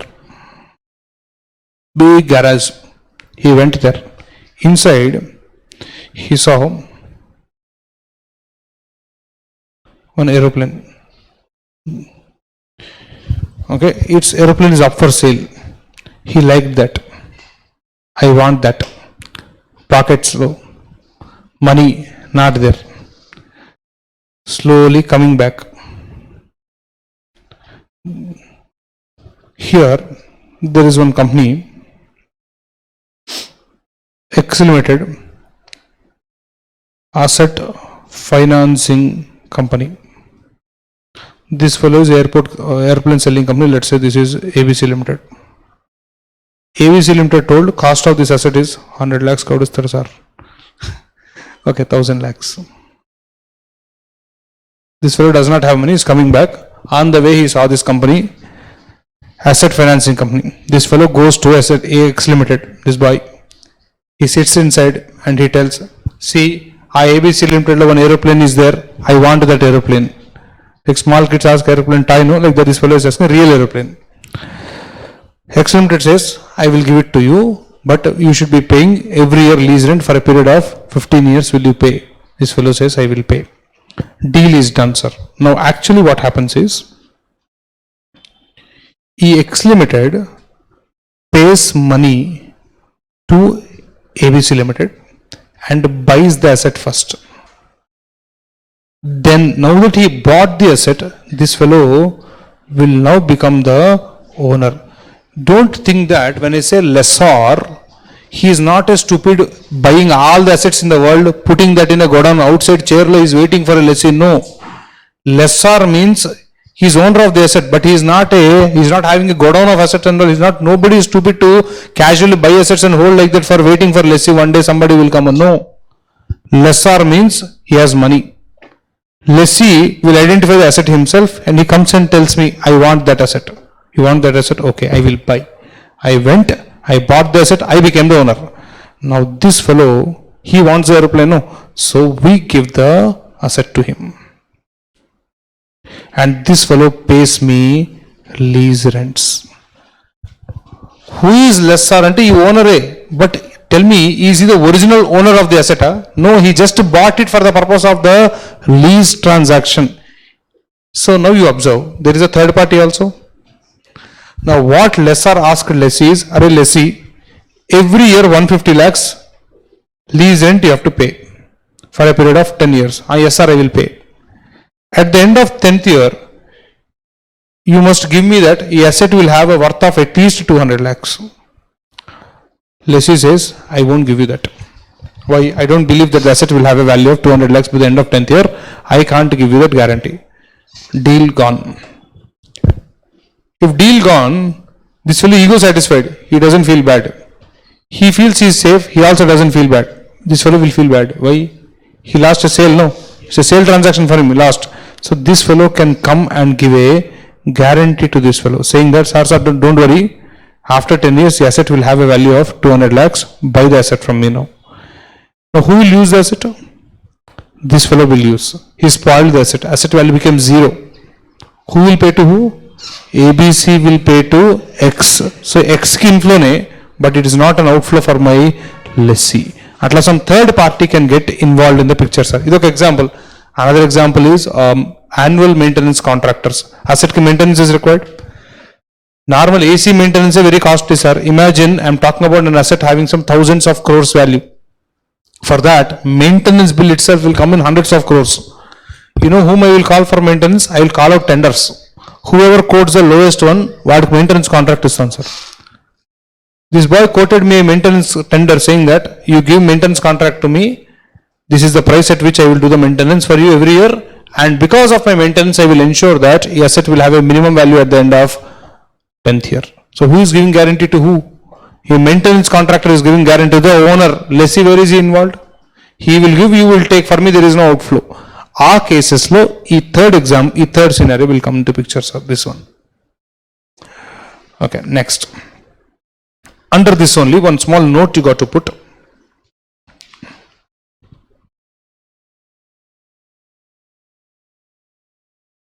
If lease contains an option to buy asset, then such option price is included in MLPs instead of GRV. Sir, GRV and a concept comes into picture when asset has to go back to the lessor. Then only he is worried about residual value. If lessee himself is buying the asset at the end of third year, is lessor bothered about the residual value of the asset? No. In that case, GRV will not be there. But lessee has to pay something called as option price. Option price you have to include it in your MLP calculation. Note point 2. MLPs do not include contingent rent. Contingent rent means, sir, as the name itself is indicating, it is a rent which is not based on time. Normally, rent time to it becomes due. Every month 2 lakhs, every year 10 lakhs like that.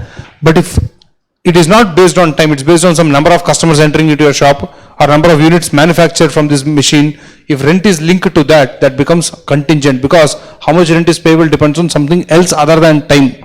That sort of rent you should not include in MLP's definition, because the definition itself is MLP and a minimum lease payment, not total lease payment. Minimum I want. It is uncertain. Don't include that.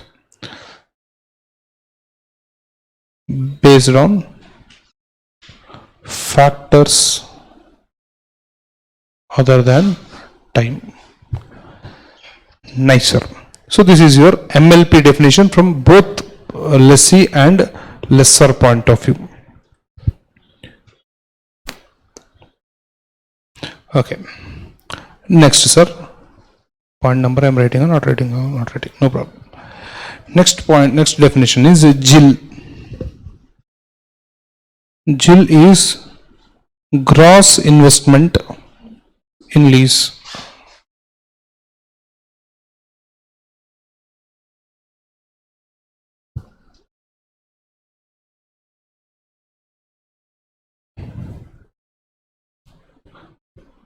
Sir, this definition is relevant from lessor point of view. Sir, this is not lessee's definition. Lessor definition is relevant. GIL. GIL formula is very easy, sir. GIL is equal to MLPs from lessor point of view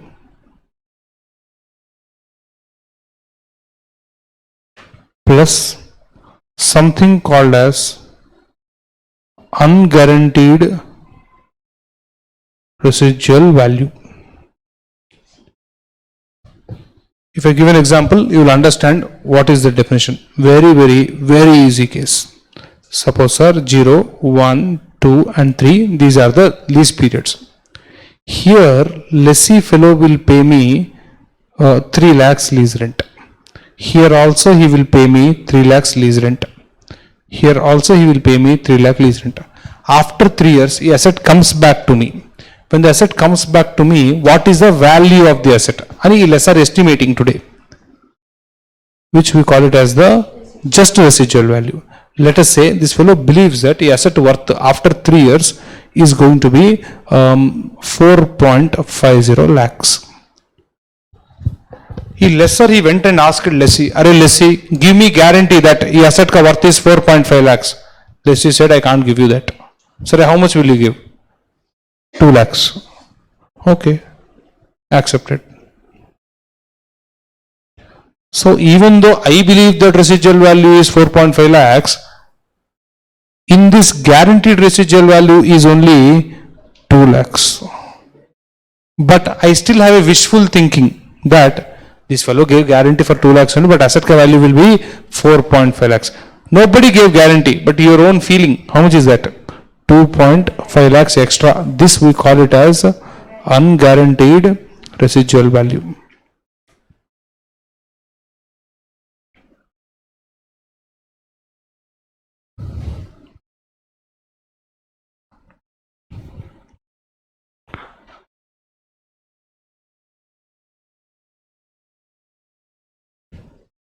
Fair value of asset today is rupees 10 lakhs. This also you write, sir.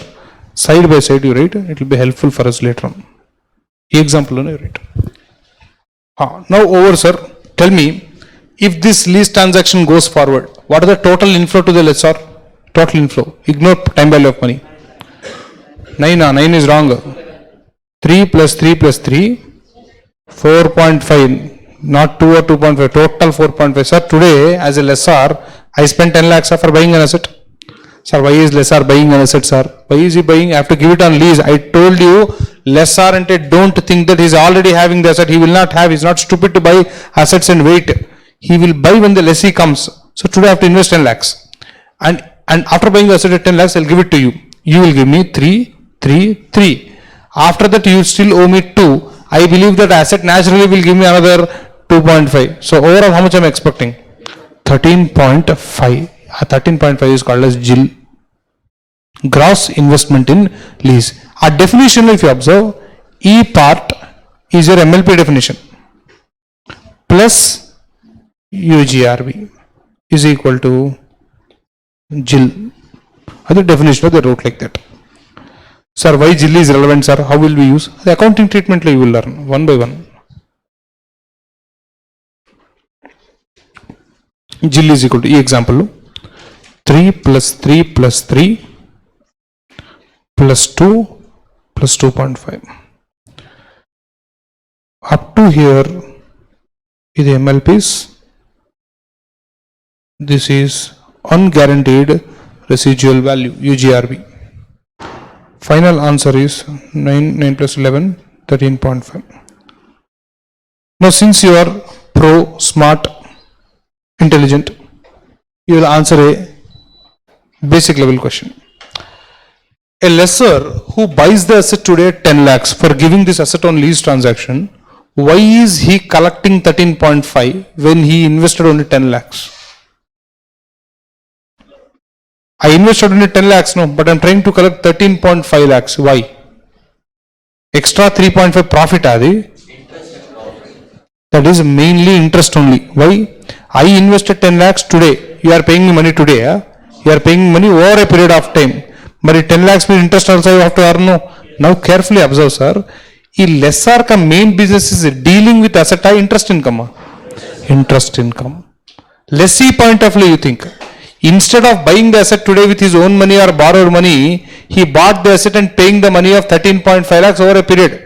Is it not as good as you borrowed 10 lakhs today? Lessee point of view I'm talking. You borrowed 10 lakhs today, bought the asset on your own, and if borrowing you are repaying over a period of time. Is it not like that? Carefully if you observe, sir, even though asset exchange is happening in a finance lease, it is more a loan transaction than a asset related transaction. Asset is only used as a joker there. Asset is a joker. Sir, you observe, sir, lessor ka job and sir, today he will invest 10 lakhs up. 3 years so he will get an amount of 13.5 lakhs. 3.5 lakhs is what, sir? Interest adi. His goal is not to deal with the stupid asset. He wants interest income. Whose goal is interest income? Lessor. Lessee also, finance lease lessee. Finance lease, how did we define finance lease? He is that person who is enjoying the maximum benefits. So his goal is not to remain as a user. In substance, vaadu owner. Sir, but why is he paying extra? The interest. What lessee will think is, instead of buying the asset today at 10 lakhs, let me take the asset and over a period I will pay 13.5 lakhs. Is it not as good as you borrowed money, bought the asset on your own, a loan you are repaying over a period along with interest? Is it not that? Yes. Same thing. Now, casual wording also observe. Suppose somebody says, sir, I bought new bike yesterday. I asked how much is the price. You said 2.5 lakhs. I said 2.5 lakhs. How did you arrange money? Sir, finance I bought, sir. The language you have heard? Yes, I bought an asset on finance. What's the meaning of that, you know? The finance lease. I am only the owner. Money I did not pay, somebody paid. I have to repay that. Same language. Finance, why asla word, why did they keep means?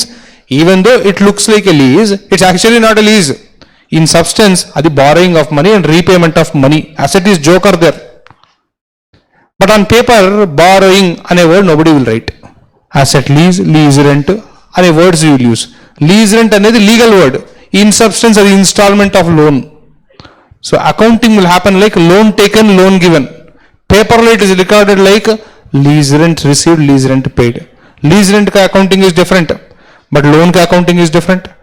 So that's why finance lease is a absolute case of substance over form accounting. Very beautiful concept, easy concept also. See, just first time when you are listening it might be heavy, but if you spend time you will understand how simple it is and why unnecessarily people get scared with this. Anyway, last question, sir. JIL includes interest or does not include interest? Last question. JIL includes interest. Our point would ask call, sir, please. JIL includes interest income. JIL includes interest income. Okay, sir. JIL is over. Next. NIL. Net investment in lease.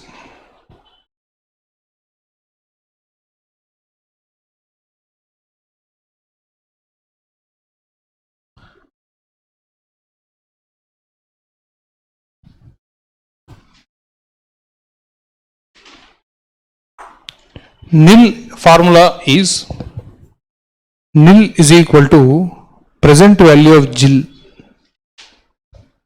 JIL is over a period cash inflows, no? All that cash inflows, if you discount it to today, that is NIL. So, PV of JIL, can I write it like this? PV of MLPs plus UGRV. Can I write like this? Yeah. Now, if you look at the above diagram, about timeline of cash flows, first year, second year, third year lease rents are same. If I have to work out the present value, can I use an annuity factor for that? The GRV and UGRV are standing only at the end of third year.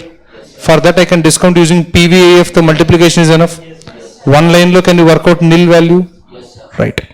So applications will be there for us. And there is a one stage where he will tell you everything except for the lease rent. He says, lease rent you work out. I'll give you nil value. That's nothing but borrowing installment formula is there. How do you have to apply? Okay. Now tell me this. Correctly, peacefully think and answer. Nil low interest is there or not there? Sure. Pakka. How do you know? Simple. The moment you discount, interest evaporates. No sir. Interest will not be there in this nil amount. So clearly write. Nil does not include interest.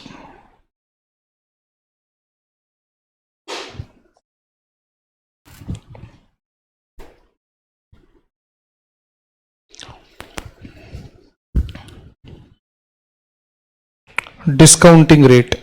Sir, my present value, if you have to calculate, discounting rate should be there or not?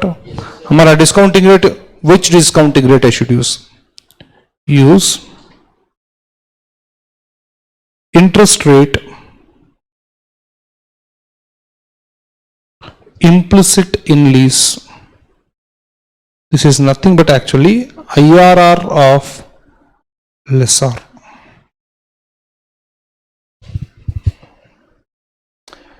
First write, later on I will tell you. Leave one line also, there is one, or else later on we will discuss that line. So come to next last definition.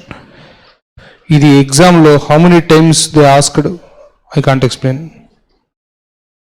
Unearned finance income. Sir, what's the meaning of finance income first? Very good, you are pro. Finance income is nothing but interest income. Correct? Now tell me sir, GIL low interest is there or not there? There. Nil? If I take GIL minus nil, will I get the total interest income over the lease period? But interest income is something which you will recognize at once over a period. Interest income always accrues over a period. So as on day one, is earned, unearned? That's all. Now tell me the formula for unearned finance income. Ante sir, ante.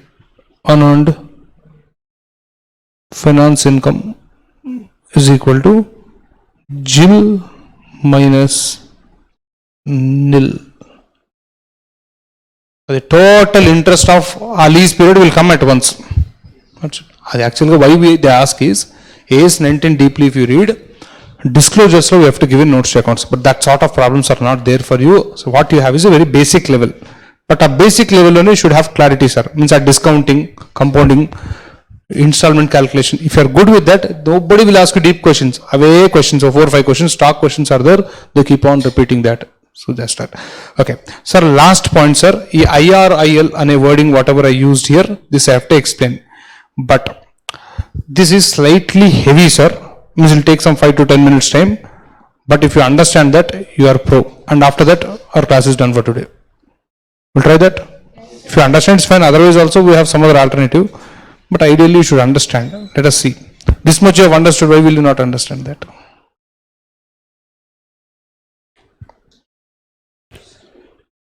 Interest rate implicit in lease.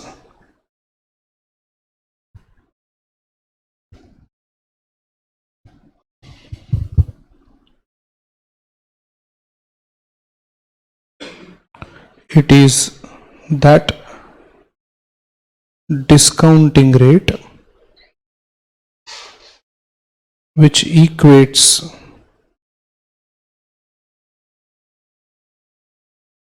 PV of MLPs plus PV of UGRV to the fair value of the asset.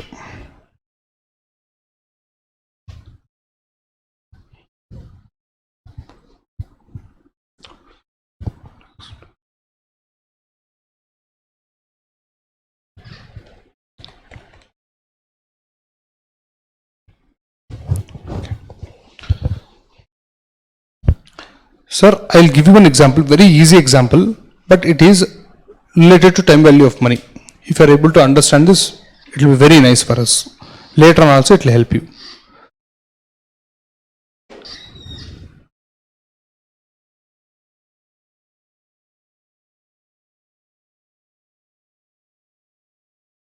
Sir, today, if anybody has to buy the asset, the cost will be 10 lakhs. Whether lessee buys or lessor buys, cost 10 lakhs.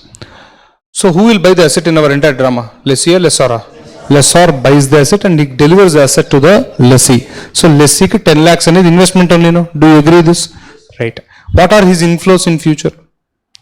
Lease rents and this GRV, UGRV basically. So lease rents are the main cash inflows. Imagine, sir, my cash flows are fixed like this. Lease rents, so MLP, whatever language you use, but my inflows are this. If this is my outflow today, my inflows are 4.02 lakhs each year.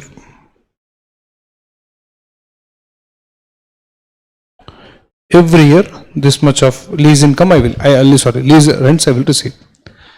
So if you count broadly also, 4 plus 4 plus 4, it is 12 lakhs. But I invested only 10 lakhs. So 2 lakhs is nothing but my interest income for entire 3-year lease period. Correct? Huh? Now, definitely I charged interest in that. Do you all agree with that? I want to know how much percentage did I charge. Sir, you are lessor, no sir. You know, no sir. I know. But exam you are not lessor, no, you are student. So how will you work out the interest rate what I charged in that? Did you understand the case, sir? I gave you the cash inflows, I gave you the cash outflow, you definitely know that in that interest income is there, I am asking you interest percentage. How do you have to tell me? Okay, now, I already showed you one logic earlier that cash flows for interest is there or not there? If I discount this cash flow with that interest rate only, will it be equal to the fair value of 10 lakhs, which is my initial investment? Now go and look at this definition, how is it looking? It is that discounting rate, which equates the PV of cash inflows with PV of, when you discount this, it should be equal to fair value of the asset. Is it not the same concept what we told you at the time of fixing up the installment? At that time our goal was different. I gave you rate, I asked you installment. This time I gave you installment, I am asking you the rate. But concept is same only, no sir. If you, sir, cash flow interest is there, a cash flow interest rate if you discount, it will be equal to your principal value. Our interest rate is which interest rate? How will I know that? So for that, this ideally they will not ask her because it will time taking.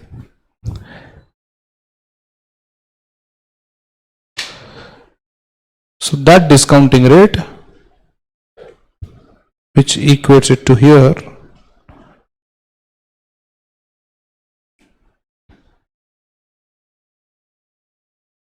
this is your IRIL. In FM, you have a chapter called as capital budgeting. In that, so many project evaluation techniques are there, like NPV, IRR is this only. Those who have already done capital budgeting, you can relate it to it. You bought an investment right now, you invested money, every year cash inflows are coming. IRR is that discounting rate, which equates the PV of cash inflows to PV of cash outflow today. IRR, is IRR, there's nothing, pakka IRR, nothing else. IRR, how to work out, trial and error. To be calculated using trial and error approach. What discounting rate? I don't know, no. So what I will do, cash look 8% I will try, whether it is matching or not. Pakka it will not match because my stars are not that great. Pakka I will fail. Again 9% I will try, again fail. Again 10% I will try, again fail. But what I understand is, my rate is somewhere between 9 or 10 or 8 or 10, I will understand. Then I will sit and interpolate and it will work out. This is subject matter of some other thing. In case this sort of question comes to us at the time, we will see. Let's not waste time on this right now. Sir, broadly, definition I think you understood, no? Sure, pakka? Okay, now look at this. NIL ka definition is what? PV of MLPs and PV of UGRV. Discounted at what rate? Discounted what rate? Rate of interest, sir, IRIL. It's not called as interest rate. Interest rate implicit in lease. That IRR. This is this only, no? E-discounting rate only, no? When you discount your MLPs using IRIL, what will you get? Here, what are we calling this as? That means indirectly, fair value and net investment in lease both are same. Both are same. Asset fair value and nil, both the numbers will be same. The observations are. E observations, so if you hit the problems, full comfort will be there. When you see questions, you'll have some feeling, okay, this is also not that bad. But a basic, you got to be very good, sir. So what you do is, revise all the basics and get back. Tomorrow session, we'll try to do questions on this and get more comfort on this. Thank you, guys.